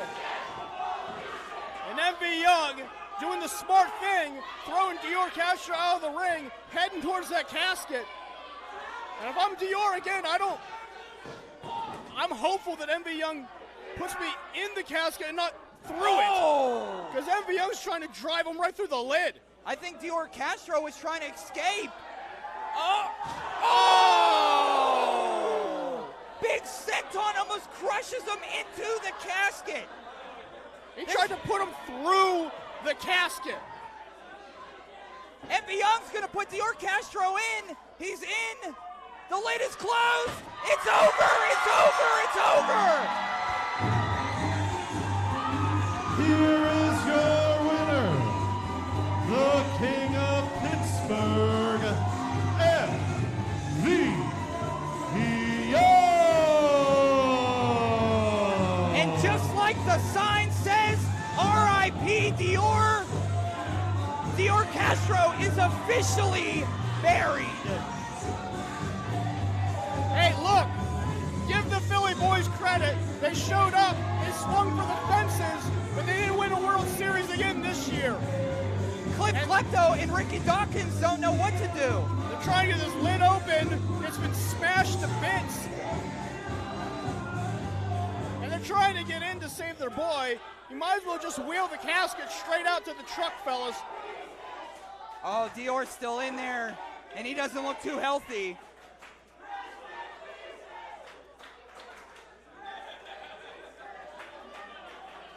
Well, we said it was going to take 3 people to drag MV Young all the way to a casket. And it's going to take 2 members of Brotherly Love. To take out their dead body friend. Yeah. Take their Philly asses out of here. See ya. Thanks for coming, psych. What a night. MV Young's very legal. Night before Thanksgiving show. Marcus Mann with Toddy Tondera. What an evening. A nice little hey goodbye back here. Toddy, we've had 3 matches. It's been a night. It's already been a night. It's been a night. We've seen doors, a casket. A new number one contender. Number 1 contender. We've seen a Bearcat. It's just been an insane night. And now, the exit for the casket. Yes. Much like Mankind, it gets its own entrance music and its own exit music. Yes, yep. Well, now we got to clean up a little bit. I think so. We got doors in the way. We got more to come, Toddy. I think we have a lot more to come. Sean cleaning the ring. We still got main event tonight. Yeah, 880 title match. Gianni, Michael Emricko, Reese Hayes. A year in the making of these two. Yep. With the feud that they've had, the 880 title on the line. We know whoever wins is going to have to face David Lawless. And we're into our next matchup with the Debonair Deviants. The following is an elimination tag team match that will continue until all members of one team have been eliminated. Introducing first, from straight off the catwalk, weighing at a combined weight of 48 karat gold, Mr. Design Tyler Clyde, the fashionista of pro wrestling, Calvin Couture. They are the Runway. Veteran tag team, the artist of a different kind, Mr. Design. And as you point, the Alyssa Milano of pro wrestling, Calvin Couture. He always finds his lens. I don't know how he does it, but he does. Calvin Couture, Tyler Klein, a top tag team anywhere that you would find. And they got a big test, though, home field advantage for the Wildflowers.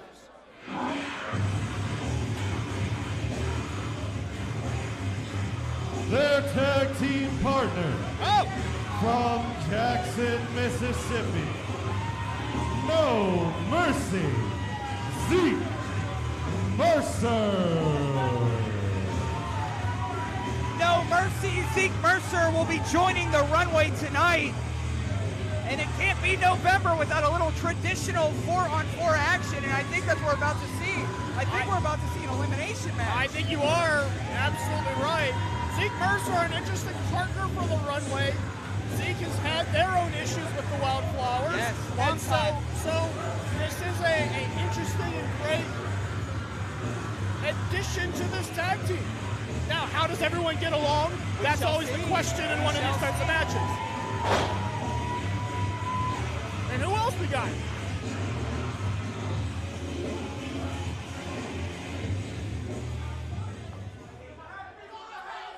And their tag team partner. They got one more. Oh my goodness! From parts unknown, the Steel Dragon. The creepy creature who lives in our catacomb-like basement. Steel Dragon, never been a fan of the Wildflowers. I guess he's joining up with these three. Let's see well, Couture's got a microphone. has something to say. Oh, yeah. Cut the music. So just in case you idiots can't figure it out, this match has now become a traditional Survivor Series match. 4-on-4. Well, that's if Marco and the Wildflowers could find any loser to tag with them. So let's bring the losers out. Do your job.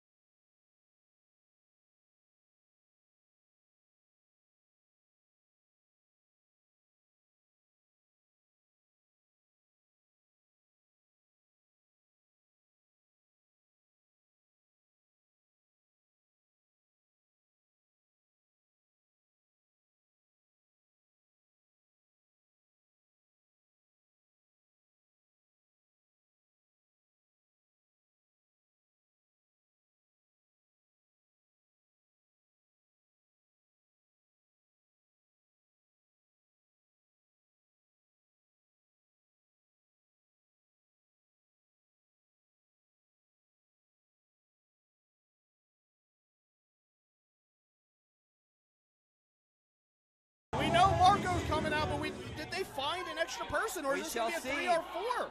Nick's Wilde, Tatiana, 2 of the 3 And Wildflowers. their tag team partner. Well, looks like they found someone. From St. Paul, Minnesota. Hey, you know this guy. Pittsburgh's hardcore icon, Jack Pollock. He's already sorry for the mayhem he's created. Jack Pollock, I didn't know he was here. I didn't ride with him.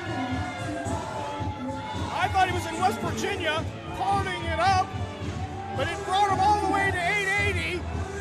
Imagine him walking in and having to say sorry immediately. That's Jack Pollock. Talk about a Pittsburgh icon.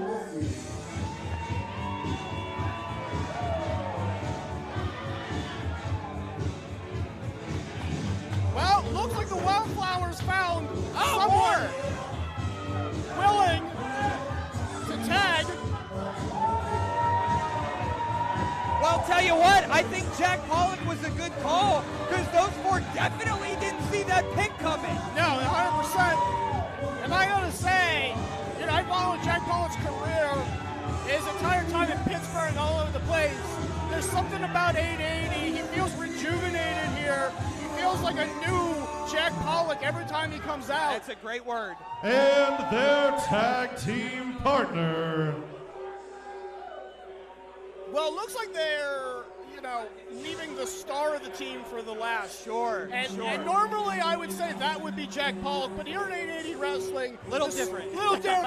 The star of the team is clearly Marco Narciso. And the Den of Desire is a faith.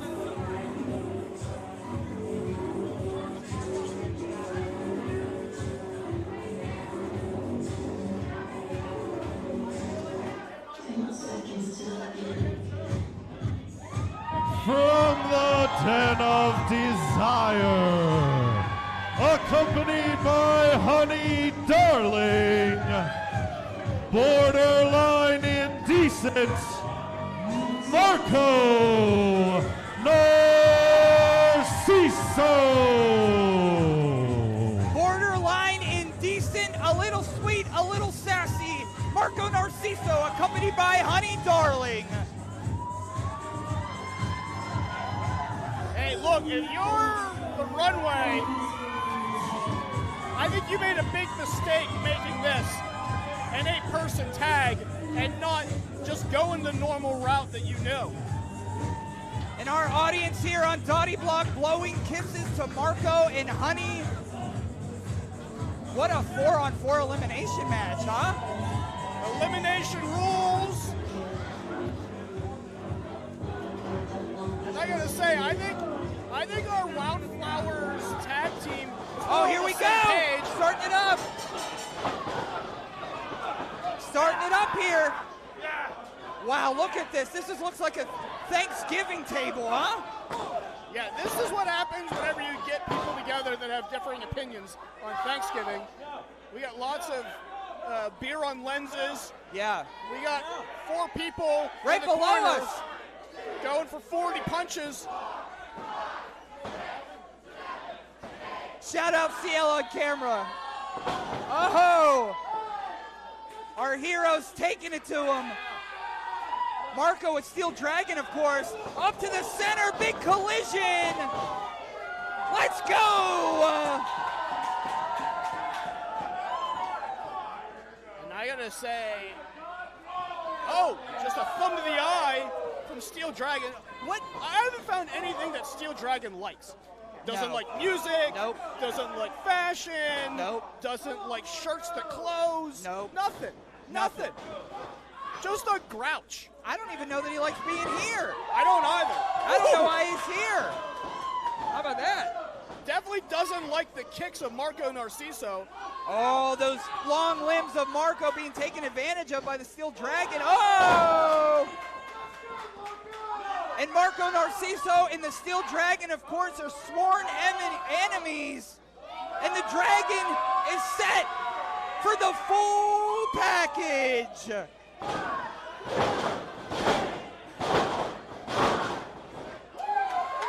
5 count for the Dragon. Narciso is the top.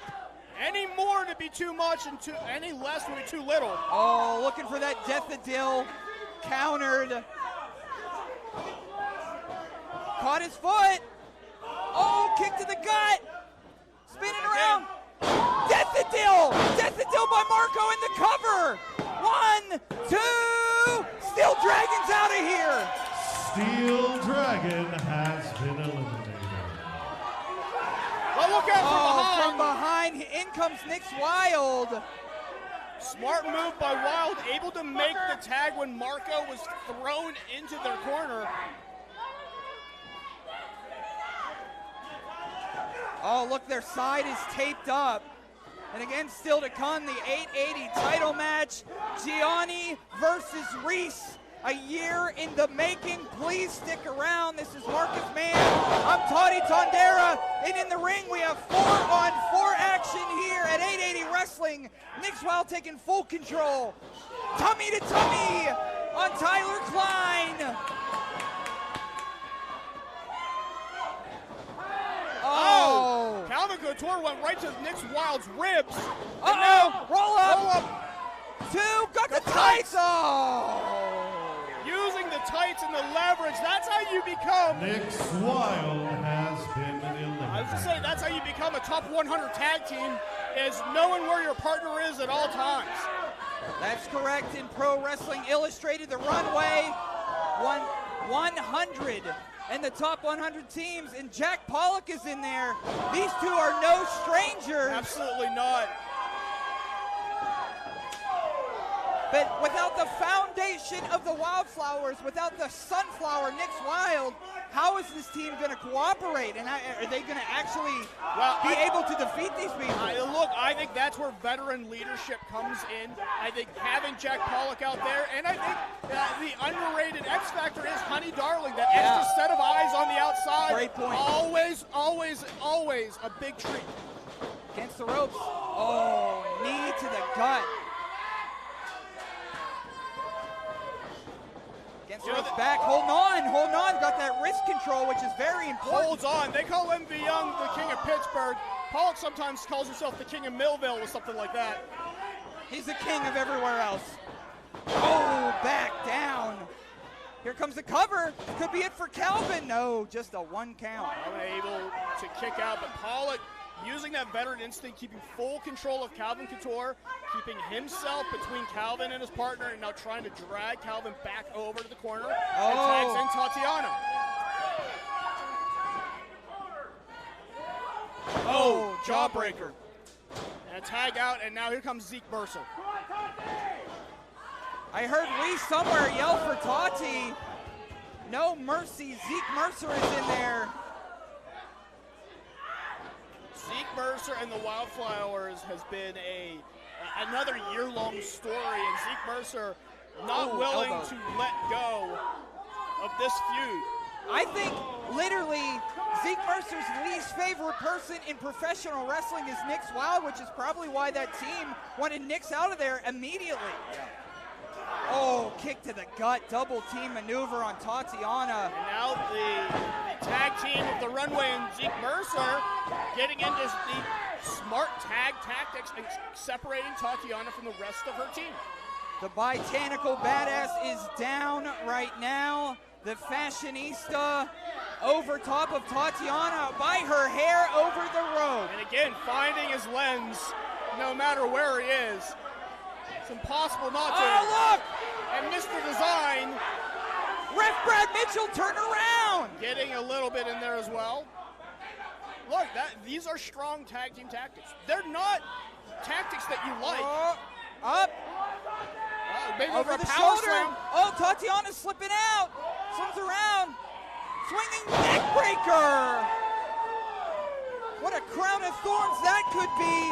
Calvin is down. Tatiana is down. Can either of these competitors make a fresh tag? Yeah, Pollock's looking ready to get in there. It is 3-on-3 eliminations. 3-on-3 in this elimination tag match. Pollock and Mercer back in, exchanging blows. Boy, and this is a Jack Pollock you don't want. Well-rested, House of Fire, big clotheslines. Against the ropes. Oh, big spear. Coining a phrase from KC War, let's effing go. Pollock. Oh, Zeke Mercer able to weather that storm, and then that big spinning back elbow. Oh, big boot. Pollock gets the boot up. Maybe looking for that big boot. Nope. Do-si-do a little. Zeke's in. May go with that spine buster. Big spine buster. And now, here we go. One of the best spine busters I've seen in a while. How about that? Pollock has a great spine buster. Now setting up for that big boot. Wait a minute! Oh my God! Is that Chris LaRusso? It's Chris LaRusso! Cover to this can't be it. What? That was Chris LaRusso. Chris, by God, LaRusso's has here. Been eliminated. Chris LaRusso, who's been known in Pittsburgh wrestling all over the place. Yeah, Chris LaRusso's a 20-year veteran of this industry, former wrestler, Ring of Honor. Chris LaRusso is a legend in this area. and he just took out Jack Pollock. What does he want with 880 Wrestling, and what specifically does he want with Jack Pollock? I have no idea. That's crazy. No DQ here, so I guess Jack Pollock is out. Jack Pollock is gone, and now Zeke Mercer and Tatiana. Yeesh. Oh. Big shots from Tatiana. I don't want to be in that ring right now. These two are really going at it. We've talked about Zeke and Nick's Wilde's feud, but Tatiana stepped in for her tag partner's honor. And Zeke Mercer just unloading. Marco trying to get the 880 Wrestling crowd behind the unwilting Tatiana. Has yet to wilt. And there we go, a little energy from the crowd. Tag to Calvin Couture. I don't think Tati saw that. I don't think Tati saw that. Oh, big headbutt.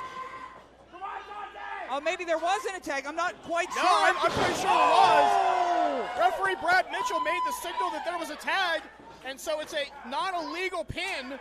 It's not legal. Tatiana didn't know that. Didn't see that Calvin Couture had been tagged. Oh, and that's what you get when you let your heart win. And the cover. 1, 2. Oh, just a 2 count. Calvin Couture trying again. Thinking that he had enough just with that big boot, but Tatiana able to dig down deep.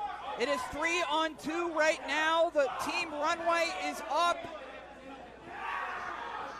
Marco and Tatiana are left. 880 gobble gobble. Make sure you put that on your Twitter or X or whatever that's called these days.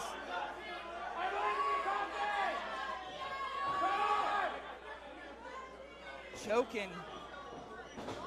Oh, here comes Calvin. Oh, big back elbow. Coming in again in a boot to the gut. Oh! Cross body, but Calvin cover. Oh! He rolls through the pressure and just the strength of Calvin Couture. Holy cow! When have I ever said that before? Spin around. No. Turns around. Chop. Kick to the chest, bounce against the ropes. Oh! Is Tatiana going to be the thorn in the side of Calvin too? Oh! Right to the back of the skull. Tyler Klein again wearing Marco's gear. That's Marco's. Oh, Tatiana wants the mouth of Tyler too. No! Oh no! 3-on-1, Marcus.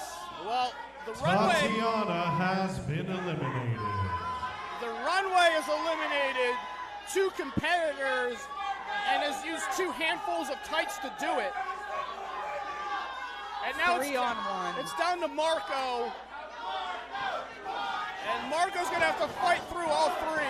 There's nothing left to do but put it all on the line. Borderline indecent 1 versus 3. Ref Brad Mitchell's got to get 2 people out of the ring. Regardless if it's 3-on-1, there's only 1 person that's supposed to be in there. Yeah, absolutely. Hip attack from Mr. Design, wearing Marco's own gear, just insult to injury. The gear to the face of Marco. He stinks, he said. Well, sure. Look, I don't know. I've never been that close to Tyler Klein's behind to know. Tag in, they're slowing things down. Calvin Couture back into the ring. Now this is where things can get hurt. You're communicating, this is great, but you gotta put Marco away. Oh, looks like they've got plans to do it. Oh my goodness, oh please, I don't want to see this. Oh, tag team combo, signature of the runway, and that's going to be it here. 2 and not so fast, not so fast. That was a great setup and combination. If I'm Calvin, make this tag, another double team maneuver. You gotta put Marco away. You can't get too overconfident. You can't slow down too much or let Marco breathe. Well, Tyler Klein just, Kick to the butt. yeah, I mean, tailbone, butt, Sure. whatever you want to call it, it Yeah. hurts. And this is good to take a break, but you can't let Marco get a breather either. Bounce against the ropes. Oh, duck under the clothesline. Sunset flip. Uh-oh. Oh, Marco pulling his own gear. Trying to pull his own gear off of Tyler. Oh, there we go. Sunset flip. 2. Marco pins Tyler. Tyler Klein has been eliminated. Tyler Klein, Mr. Design, is out. Oh!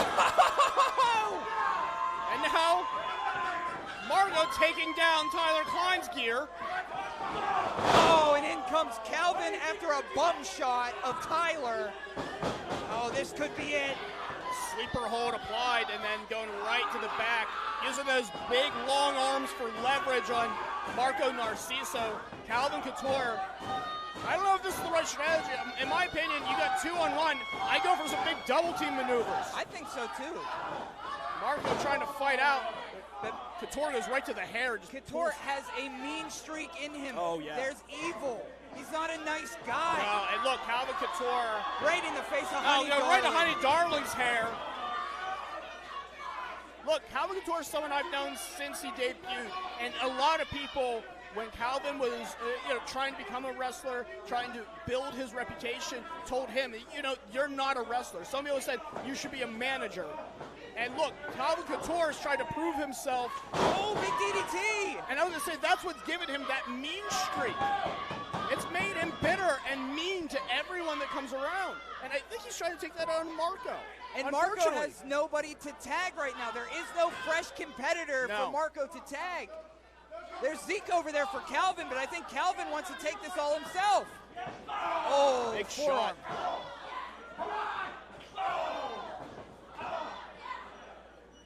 Oh, blocks. Oh, Headbutt. big headbutt. Got him dizzy, and here comes Marco on attack.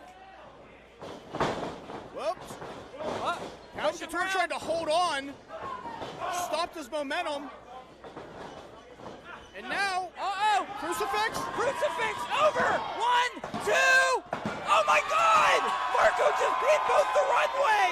Calvin Couture has been eliminated. It is now 1-on-1 in this elimination match. Well, Zeke Mercer says that they've got it. And Zeke is probably the freshest person in this match. Here's what our audience thinks of Zeke. Nevertheless, Marco Narciso pinning both members of the runway. And now it's 1-on-1 Zeke Mercer, Marco Narciso. The next pin, well, we have a winner. Yeah, this is it. 1-on-1. It comes down to this. The Marco Miracle has lived on, but for how much longer? Marco's taken a lot of damage. And that adrenaline has gotten Marco through the runway somehow. But that adrenaline doesn't stay forever. And those shots to the head. And I haven't been keeping track, but how long has Marco been in there? Yeah, that's the thing. How long has Marco been in there? That adrenaline rush that you can get, the crowd, the moment, all of that can get you to so far. And now just the tank is running dry for Marco Narciso. Spinning back forearm of sorts in the cover. 2. Not yet. Not yet. And I gotta say, Todd, you would know this better than me. In my opinion, this is probably the longest match of Marco Narciso's career. You're correct. You're correct. So he's in deep waters that he's never been in before. Yeah. Now Marco Narciso joined us earlier this year at T2T Pittsburgh. Has really raised in the ranks, but this is a test that he's never taken before. Absolutely, and Marco Narciso has been an inspiration to a lot of people to live their dreams, to become a professional wrestler, to join up here at T2T, to live that dream. And Marco, like I said, is going to have to navigate these deep waters. Oh, Zeke talking too much. Kick to the gut. Oh, axe kick. Marco. What if Marco does this? What if Marco does this? The Marco Miracle could happen. Oh, Daffodil. Oh, I think that's the end of that. Zeke Mercer trying to, as I said, ruin everyone's parlays. Yeah. If you had Blizzy Blake winning the Battle Royal and Marco Narciso winning 3-1, you got a big payout tonight if Marco can pull it off. But Zeke Mercer trying to ruin that all, going for a perfect plex. No. Too tall, I think. Yeah, Marco able to use those small long legs. package. 1, 2. Oh, Marco Miracle! Marco Miracle! Here is your winner and sole survivor, Marco Narciso. To your credit, Marcus, man, you called it. What a payout tonight! Look, the Marco Miracle is something we're going to remember for a long time here at 880 Wrestling. As Marco Narciso able to go 3-on-1 against the Runway and Zeke Mercer and pick up the biggest win of his career. By far. Man, I don't know. What a night for Marco. Hitting both members of the well-established Runway, Zeke Mercer, in a party here. I mean, I still don't know what the hell Chris LaRusso had to do with any of this. No, I don't know. Other than there's a connection between Chris LaRusso and Calvin Couture. Obviously, LaRusso trained Calvin Couture. That's the only thing I can come up with. I guess we'll figure it out Jack later. Pollock and Chris LaRusso have been friends for years. To see something like that is just thrown me off. The following tag team contest is scheduled And right for back to one fall. action, Marcus.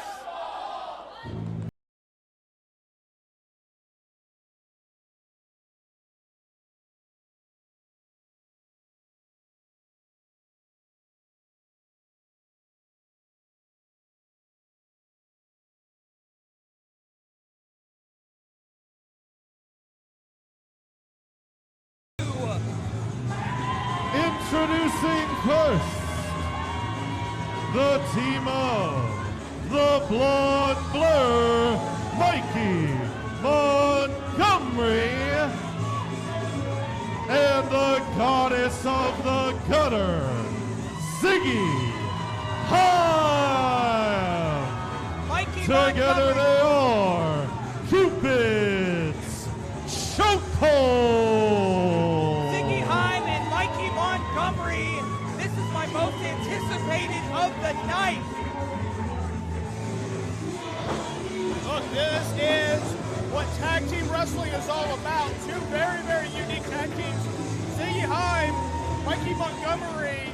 I'm very, very excited. I have obviously been Team Ziggy Heim for a very, very long time. I'm excited to see her back at 880 Wrestling.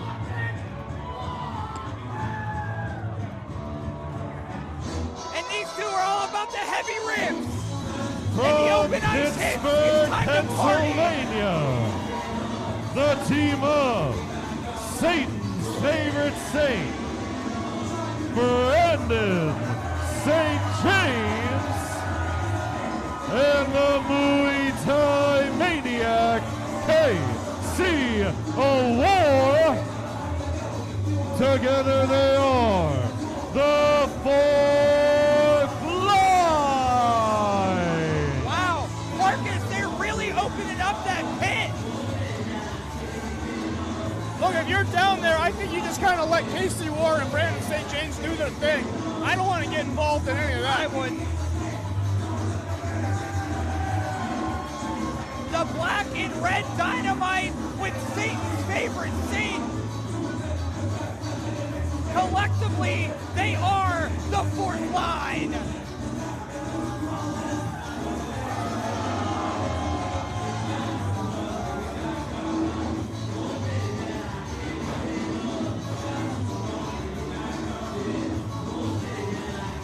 Marcus, when are we going to get matching hockey jerseys? Yeah, maybe some baseball jerseys. I'll tell MB. You know.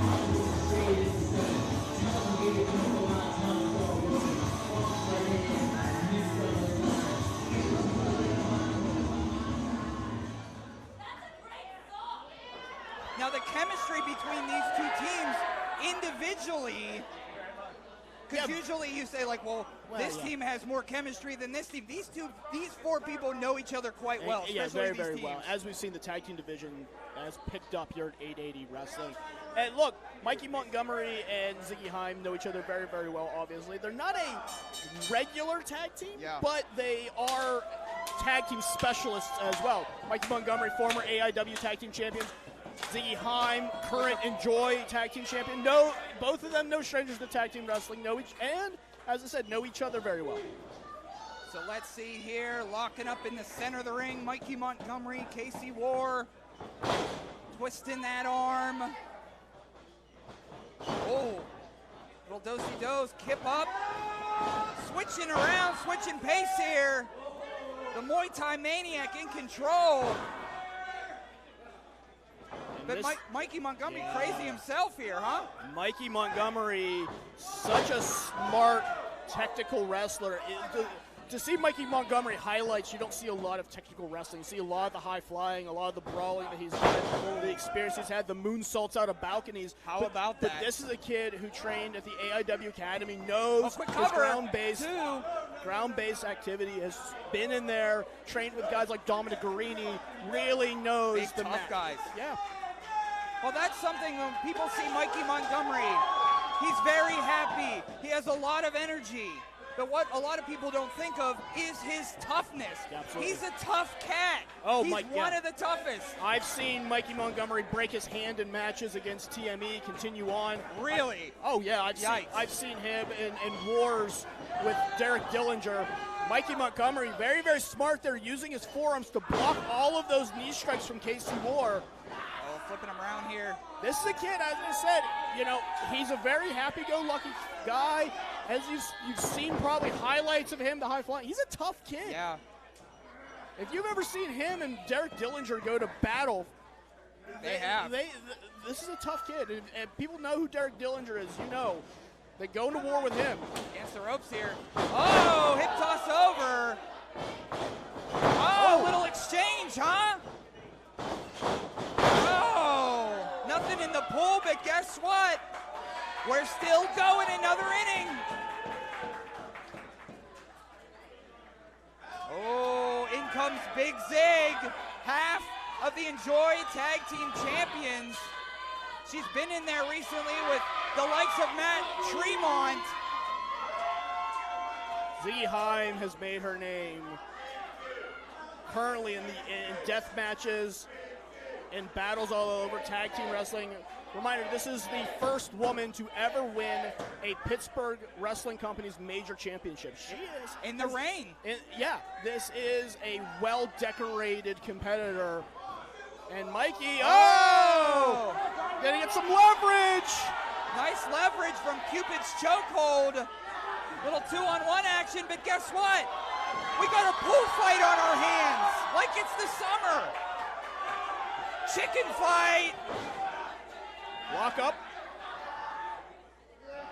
Whoa! Whoa! Whoa! Back into the ropes. The referee gonna try and get a clean break out of this. Oh.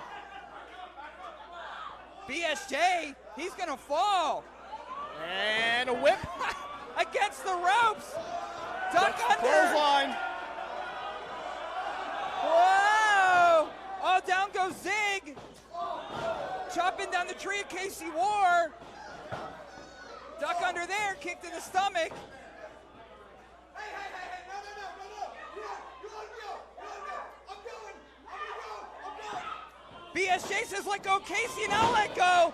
Double Dudley Dog.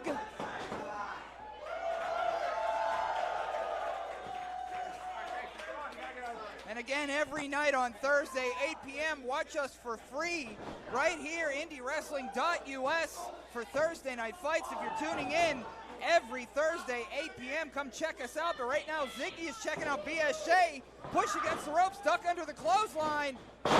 Whoa! Little transition monkey flip from Brandon St. James. Oh, big front forearm, I think. Yeah, forearm in the corner. And now, cutting off the ring, fourth line. Oh. Maybe see a line change. In comes another grinder. Casey Ward, the shoot psychopath. I think there's a tag there. Blind tag by Mikey Montgomery. Double hip toss. I don't think anybody. Yeah, Mikey was tagged in, boys. Oh! Tight corners there. But Casey Ward able to get up with that big drop kick. And this is tag team wrestling. They're absolutely God-smacking Mikey Montgomery. Cover, 2. Oh, 2 count. Yeah, Zeke Heim in the ring, breaking up that count. Ziggy's got to get out of there. Only one person is allowed in that ring at a time. Oh, look at this. Cupid's chokehold's got Casey in a chokehold. They planned that the whole time. Oh, under. Oh, kind of a Saito there. Yeah. Duck under Saito style suplex. 1, now 2. Oh. Ooh, I was going to say Mikey Montgomery able to shock Casey Ward with that. Might be able to pick up the victory. And here we go as action slows down again. If you're watching on Twitch, if you're watching on YouTube, share on your socials, talk it up in the chat. Talk about what you're seeing. Mikey Montgomery slicing off a piece of chest of Casey Ward. Snapmare down. Wow. Loud pop there, Marcus. Yeah, spinal tap right to the back of Casey Ward. And now Mikey Montgomery using the boots and the laces right on the ears. I don't know if you've ever had someone rub your ears, like in a headlock or grind you down. Yeah. It hurts for days. Well, as 2 hockey players, Casey Ward and Brandon St. James, when they get into those hockey fights, everybody's batting on the helmet. So they know what it's like to be hit in the head a few times. Yeah, now Mikey Montgomery grinding those forearms into the cheekbones of Casey Ward. And that's what makes both Ziggy and Mikey so dangerous is they're so bony. Yeah. So every elbow, every forearm, it's got nothing but bone. It's jagged. That's what you have to appreciate about us little guys, huh? Yeah, look. They don't have, cover. 2, 1, 2. Oh, just a 2 count. And they say Mikey Montgomery doesn't have the mass of an MV Young coming in with one of those shots. But what he does is use that precision with those elbows and forearms to really, really find the sweet spot. Trying for a suplex. Stop there. Oh, there we go. Cover. 1, 2. Oh. Just a 2 count. Mikey Montgomery able to just slide out the back. Oh, man. And Casey Ward turned his back to Mikey Montgomery to make a tag, which was the smart play, but Mikey able to take advantage. Think these 4 may have somewhat liked each other before this match, but as it goes on. Well, that's what happens. I don't know. Even the best of friends, when they get in there for a competitive match, things can escalate. They can get heated really fast. Would you ever fight me in the ring, Marcus? I don't think we need to. I don't think so either. I think we're good.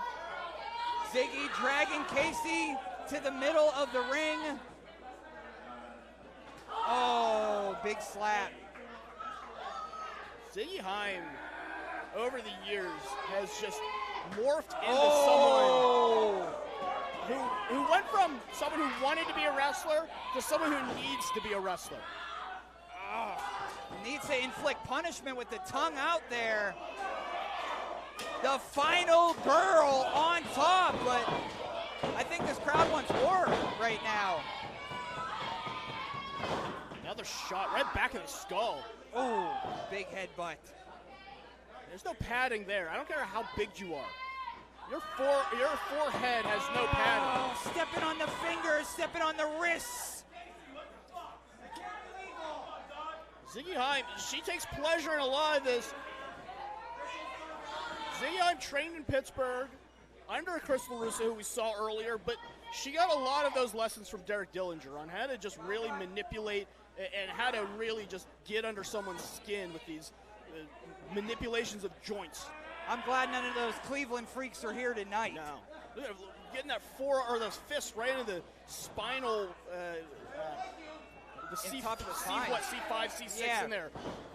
Oh, big back scratch.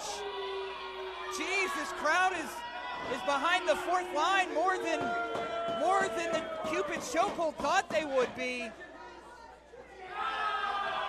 Scratching the back again. Yeah, tearing the flesh away. Oh, down again. Grinding away at the grinder himself, Casey War. And this is a good strategy for a smaller tag team. You quick tags, use your weight advantage when you have it when they're down on the ground. Wear them down. Wear them down. Just wear them down. And that's what we see here. BSJ beside himself, pacing in that corner. Oh, look at this, Zeke! Opened up Casey War, and that was a full-on shot from Mikey Montgomery. Now another quick tag, it looks like. Yeah, another tag. That's cut off the corner. Oh. Going right to the center of that back. Uh-oh, crowd getting behind the fourth line, duck under the clothesline. Oh, throwing down that foot against the ropes again. Oh, they're both down. Ziggy attempting to tag Mikey. Casey War trying to tag in the very fresh Brandon St. James. Cupid's chokehold, fourth line coming down to it. Yeah, the last thing that Cupid's chokehold wants is a fresh Brandon St. James to make this tag. And in comes Mikey Montgomery, and here comes the wettest and wildest unleashed. Oh! Big uppercut. Mikey Montgomery just got launched. Doesn't know where he is. He's swinging at the stars. Oh, front forearm. Oh, German suplex. Mikey's still on his feet somehow. Uh-oh, in comes Casey War back, 2-on-1. They're setting it up for the forecheck, back check, paycheck. Oh, nasty, and the cover, two. Oh. Yeah, Ziggy Heim had to break that up because that was it. Oh, is she gonna? Yep, she's just gonna drag her partner over the corner to make a tag. So did Brandon. Smart. Tag in. Here comes Ziggy. Oh, BSJ is in here too. Oh! Just took a shot from Mikey Montgomery. He got lit up. Lung blower. Senton. Oh! That might be it. Ziggy with the cover. Two. Oh, breaking it up. Yeah, Brandon St. James just pushed Mikey Montgomery right into that cover. Only thing Casey War could do, is just push Mikey Montgomery right in. Otherwise, it was over. He left his feet like an Alex Ovechkin check. That's targeting. It is. All four on their knees. What is it gonna take? Tag team wrestling in Pittsburgh is hot right now. Oh. Just full body shots from everyone. Look at the marks on Mikey Montgomery, on his elbow, on his back, on his shoulder.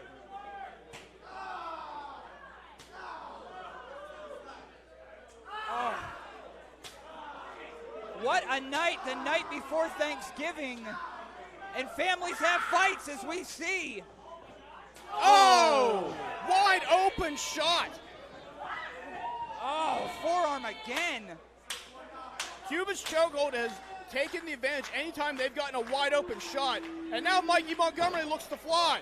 Where's he gonna go? Through the ropes and out to the crowd! Mikey Montgomery has left BSJ and Ziggy in the ring. Ziggy trying to go for that crucifix, maybe that crucifix again. That Mazel Tov cocktail maybe. Oh! Right on the neck of BSJ. Now goes for the crucifix driver. 1, 2, no! Marcus, I thought that was it. Yeah, that shot with that crucifix driver, I thought that was all in. We saw the forecheck, back check, paycheck. We saw them trying to finish off BSJ. That's everything I thought these two teams had in their arsenal, but yet they're still going. Now Mikey Montgomery going on top, which is very dangerous in this building. Oh, kick to the stomach there. Oh, Zeke goes down. In comes Casey Orr, running up to the second rope, grabbing his tights. Oh, suplex off the second. And it's a stage dive swanton by St. James. The fourth line. Oh! 1, 2, bring him up. The fourth line win. Here are your winners, the fourth line.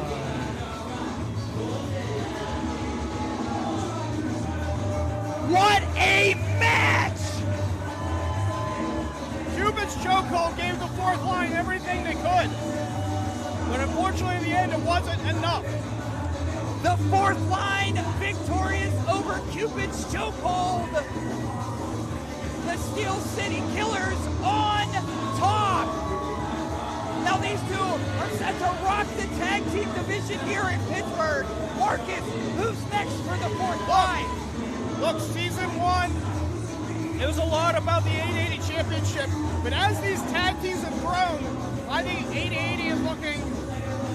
What happens with tag teams in the future here, as the fourth line to me has become the top tag team here at 880 Wrestling. I agree with that.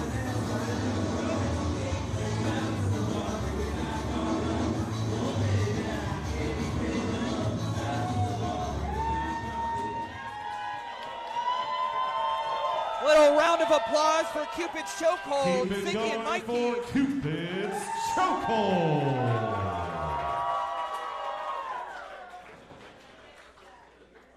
Tag team Fans, action. be sure to be back here at 880 Fifth Avenue 1 month from tonight, December 22nd, Friday, December 22nd,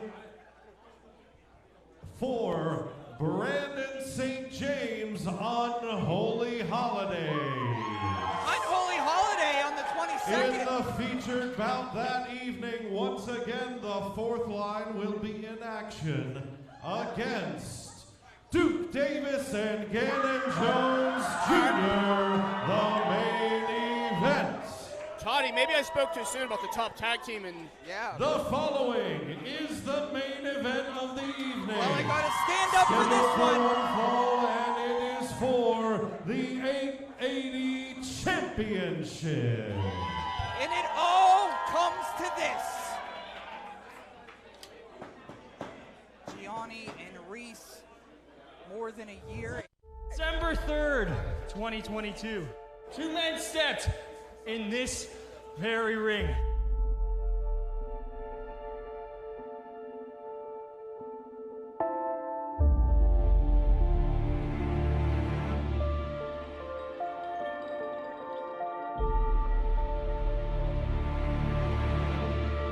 The new reigning, defending, undefeated, What the fuck? 880 champion, I give to you, Gianni, Michael, Emricko.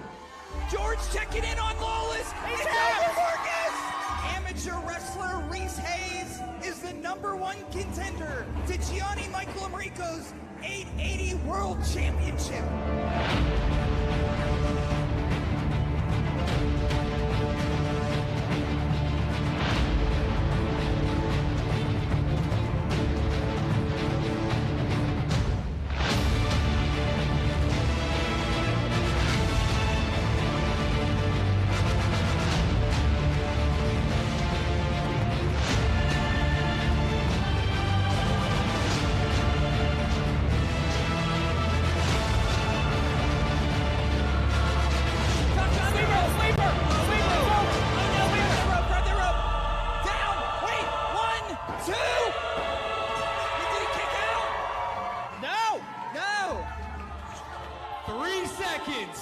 That's all it takes. The night before Thanksgiving, I'm gonna do it again.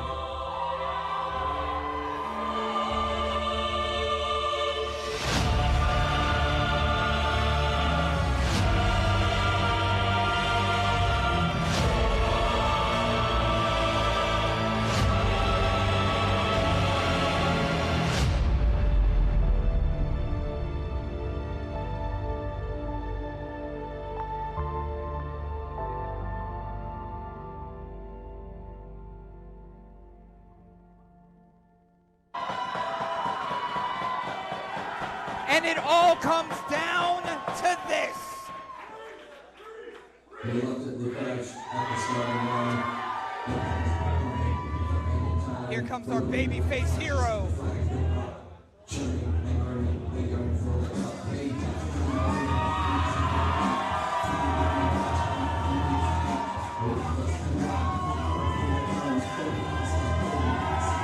Amateur wrestler Reese Hayes. Once upon a time, he couldn't get a win. Now he is up for the neon gold against his fellow training mate, GME, where there is no love to be lost. Look, it has been a year for Reese Hayes. As you said, there was a time where Reese Hayes couldn't buy a victory here at 880. And now he's looking for one big one to settle out the best year of his career. Yeah. Our little jumping bean has grown to manhood. Can he go home with that 880 gold tonight?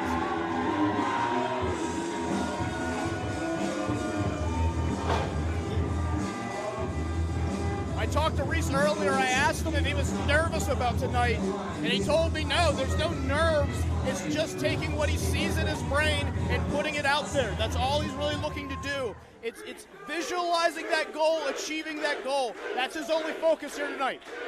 All eyes on amateur wrestler. I got chills going down my spine. This man has held the title for over 150 days, and that's why he's Italy's finest export.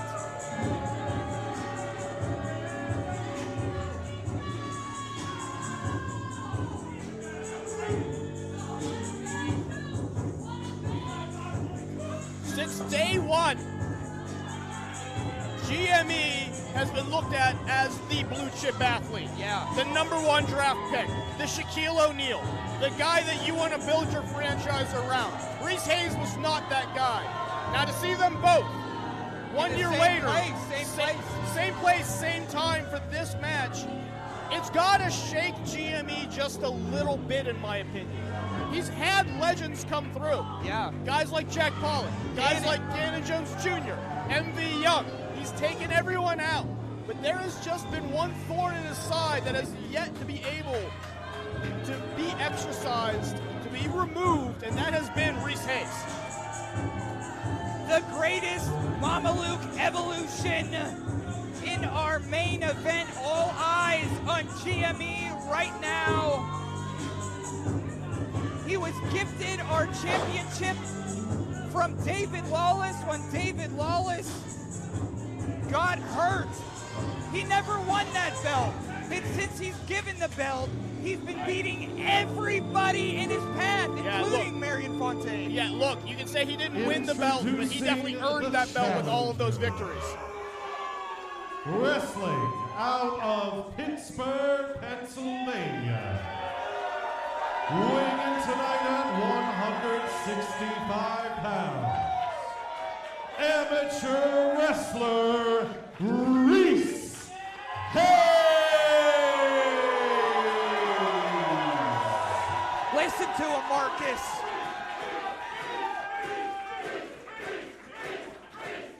And his opponents from the motherland, standing at 192 centimeters tall and weighing 118 kilograms.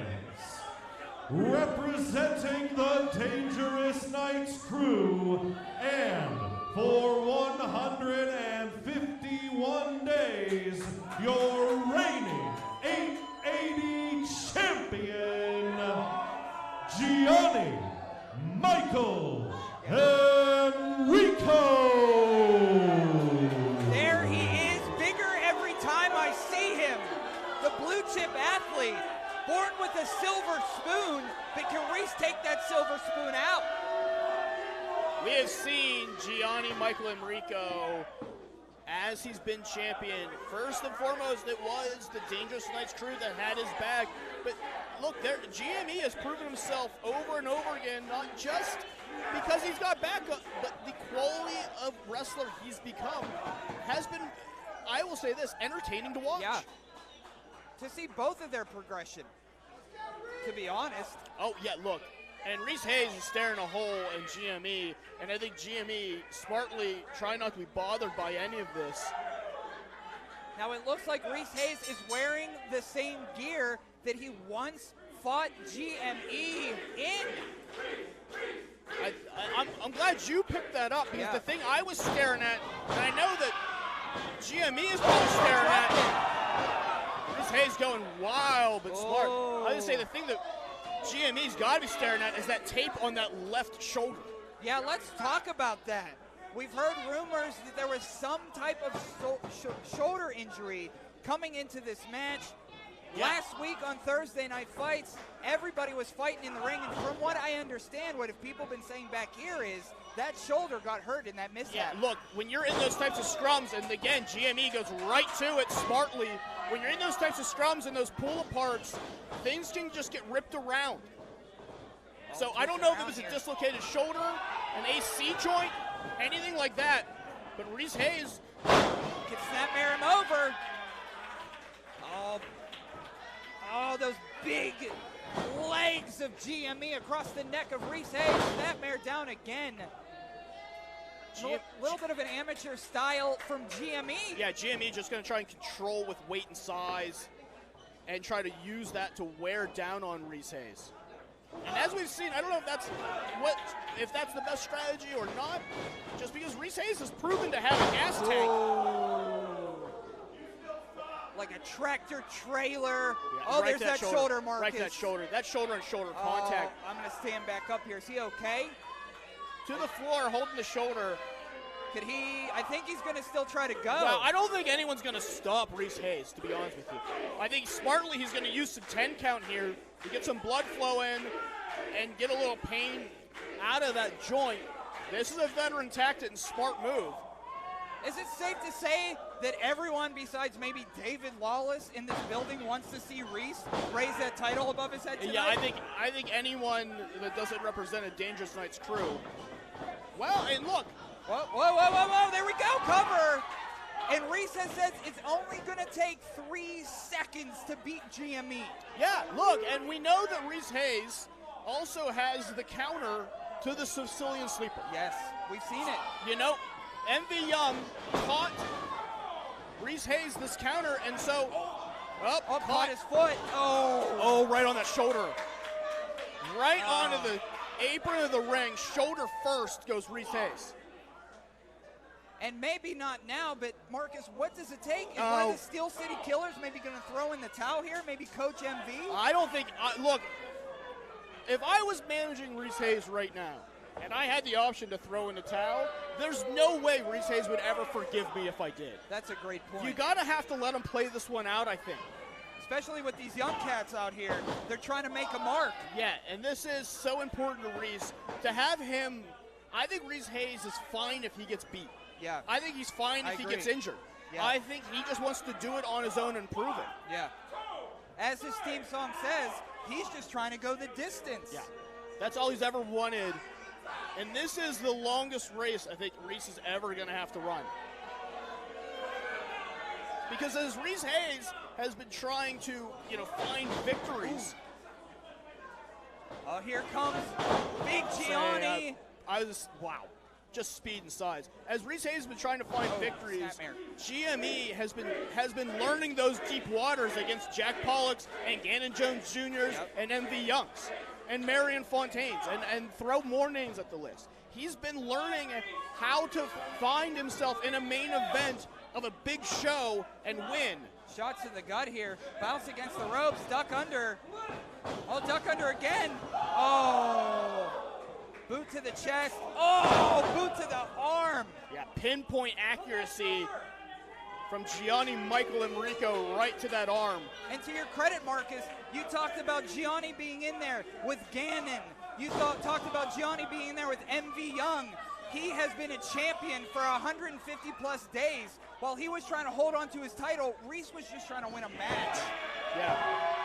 And there's definitely, I can't explain it to you what it means to be in a main event every night.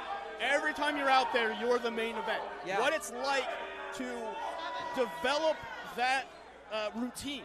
Yeah. This is when I show up. This is when I eat. This is when I stretch, because this is when I go on. It's his pedigree, right? It is, and it's as you get into that ritual, and as you get that, it becomes harder and harder to beat someone like a GME who knows that. Reese Hayes doesn't have that routine. GME is very locked in. Yeah. He's as locked in as I've ever seen him.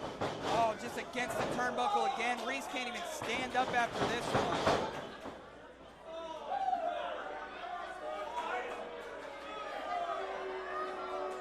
GME. Tupac family, the kid from the Tupac family, throwing the middle finger at Gianni. Pretty fun. Yeah, I mean, that's a normal salute to GME. Oh, Reese using 2 arms there to get GME into the corner. And now just trying anything he can. Jeez, any amount of offense. This crowd loves it from Reese against the turnbuckle. Here comes Reese again. Duck out of the way, off the second rope, crossbody, and he's caught. He's caught. Yeah. World's strongest kablam. 2 and oh. Yeah, Reese Hayes, unfortunately with that shoulder, I don't think he was able to pull himself up as quickly as he wanted to. And that hesitation lets GME know what's coming, plant his feet, absorb the contact, and now Reese Hayes is on the outside yet again. I don't know if our medics are still here, but it might be a good time to check on him. And Reese, GME's confident in the ring right now. Yeah, and Reese is starting to doubt himself a little bit. If I'm reading a face the way I know how to read a face, I saw in Reese's eyes that he's doubting himself right now. And when there's doubt, GME's going to take advantage of that as he's slowly mocking amateur wrestler, and here he comes again. Yeah. Smart by Reese Hayes. I was going to say, I think he was just trying to lay a trap, and that might be his best bet, is to lay a few traps for GME to overconfidently run through. Off the second rope, that tape's coming off the shoulder. Oh! Big shot. Down again. But not able to capitalize. But that's fine. I think what he needs to do is, again, get some adrenaline going, get that shoulder moving, and then build his own momentum. That took everything out of Reese Hayes. Yeah, that shoulder is very, very damaged. Whoa! Just like a cat with another life, here he comes. Yeah, that adrenaline rush, then maybe going for a single leg, but now pinpoint shots right to that shoulder again, and Hayes to the floor. Oh, he's clearing out again. He's going over to the dock. Yeah, this is what I was going to say. Yeah, he's got to get that checked. It might be dislocated. Yeah. It might not be able to. I think we're going to call it here. Yeah, which I don't think Reese doesn't want to call it. And now GME doesn't. Oh, GME's asking for a count out. And look, I don't disagree with GME here. Yeah. I know he's getting checked out by medical staff, but rules are rules. And this is a championship match. Yeah, you got to get back in the ring and compete. If you can't compete, then just tap out. Oh, I don't know. Is Reese Hayes going to have it in his heart to roll in? Either way, we still love him, but I think he's coming up here. Here he is, Marcus. He's back in. He's ready to fight. This is crazy. Use that whole 10 seconds. I'm going to try and use this momentum. Oh! Reese stuck under here. Oh, big German suplex. I'm surprised he was able to pick him up. Ducks the Kovatopi clothesline. And on the right again with a released German suplex. Trying to build that momentum. Maybe going for a third. No. Slingshot. Oh, big Saito. How is he lifting the bigger GME up? And all of that adrenaline just wore off when he lifted him with that slingshot suplex. And now it's just all pain running through that shoulder. You can barely, at some point when this happens, your fingers go numb. You don't have any feeling in your hand and wrist.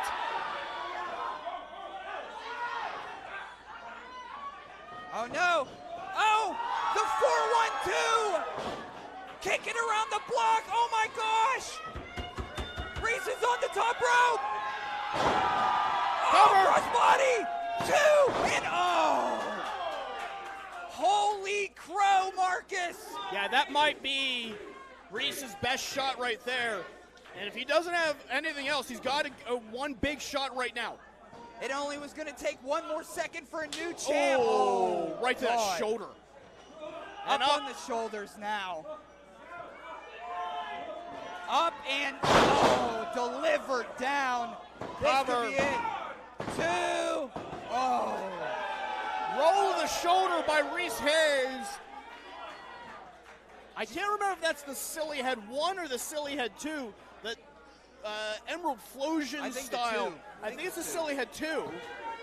And I've seen, championships won with that all over Pittsburgh. GME, I don't know. I hate to say it, but he's looking a little less confident. A little less confident. Going for that sleeper. That'll build your confidence. Oh, I guess we're just going to turn on every light. Well, oh! I was going to say, turn on the lights to see this because a calf crusher. David Lawless turned on the lights with his calf crusher. This is what David Lawless tapped out to. Yeah. This calf crusher style submission, and GME's in a lot of pain. And Reese Hayes is able to lock this in, center the ring. GME's got nowhere to go. Is GME going to tap? I don't know what David Lawless was trying to signal by turning on those lights. Maybe to distract Reese. Is he going to tap? He's deep. He's got it hooked deep. Wait a second, who is that? Oh my God, I didn't think he was here. That's Frank DeVille. Where has he been? I heard he's been vacationing in Puerto Rico. But Frank DeVille is on Naughty Block tonight. That was it. And Reese Hayes is fighting with Frank DeVille, and that's the wrong move. He's got to keep his focus on the champion. Oh, low blow! Dangerous Night's Crew tactics that have held the belt for GME for so long. Oh no! Oh, Fall of Rome powerbomb. You can bring it up 2 and 3. Not yet. Reese is still in this. Few have kicked out of the Fall of Rome. Has anyone kicked out of that? I haven't seen anyone. Not lately. I don't remember. I've seen Jack Pollock pinned on that. I've seen Gavin Jones Jr. Well, we know what they think about Frank. Frank DeVille comes back to the welcome that he thought he was going to have, and now we got a Sicilian sleeper. Back to the Sicilian. Oh! And it's locked in. You want to talk about It's locked in. Nobody gets out of this. Reese Hayes knows the counter. Shoulder. 2. Oh my God! Reese, 3 seconds. 3 seconds is all it took. Yes. We are joined by Effie Young. Reese Hayes just reversed the Sicilian sleep. It only took 3 seconds. It only took 3 seconds. And the era of the Dangerous Knights crew is over. Champion, Reese Hayes.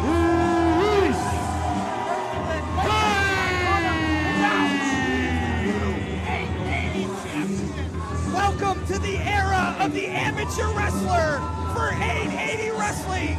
The neon gold is now held by amateur wrestler Reese Hayes.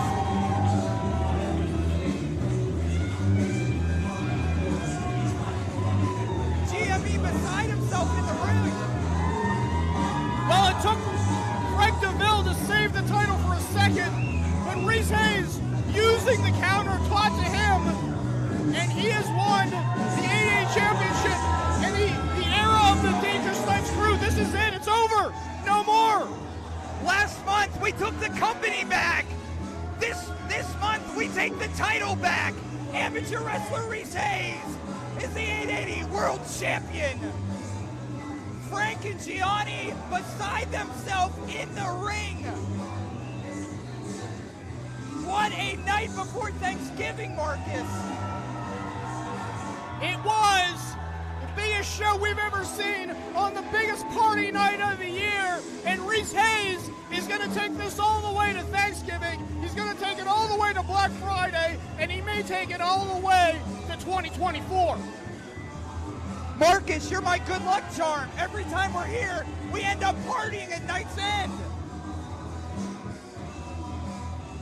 Amateur wrestler, yeah, I didn't think so. Frank DeVille still has some words, but we have a new champ, baby. Once again, your new 880 champion, Reese Hayes. Everybody is partying this holiday season. Tupac family happy as hell. Our crowd happy as hell. His coach MV Young happy as hell. Look, everyone here is thrilled.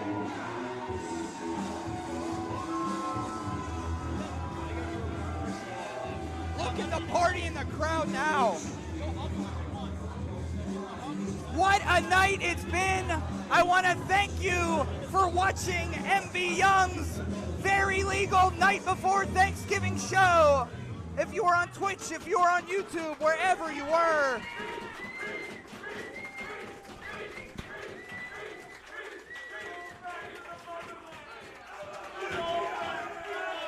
That was Marcus Mann. I'm Toddy Tondera.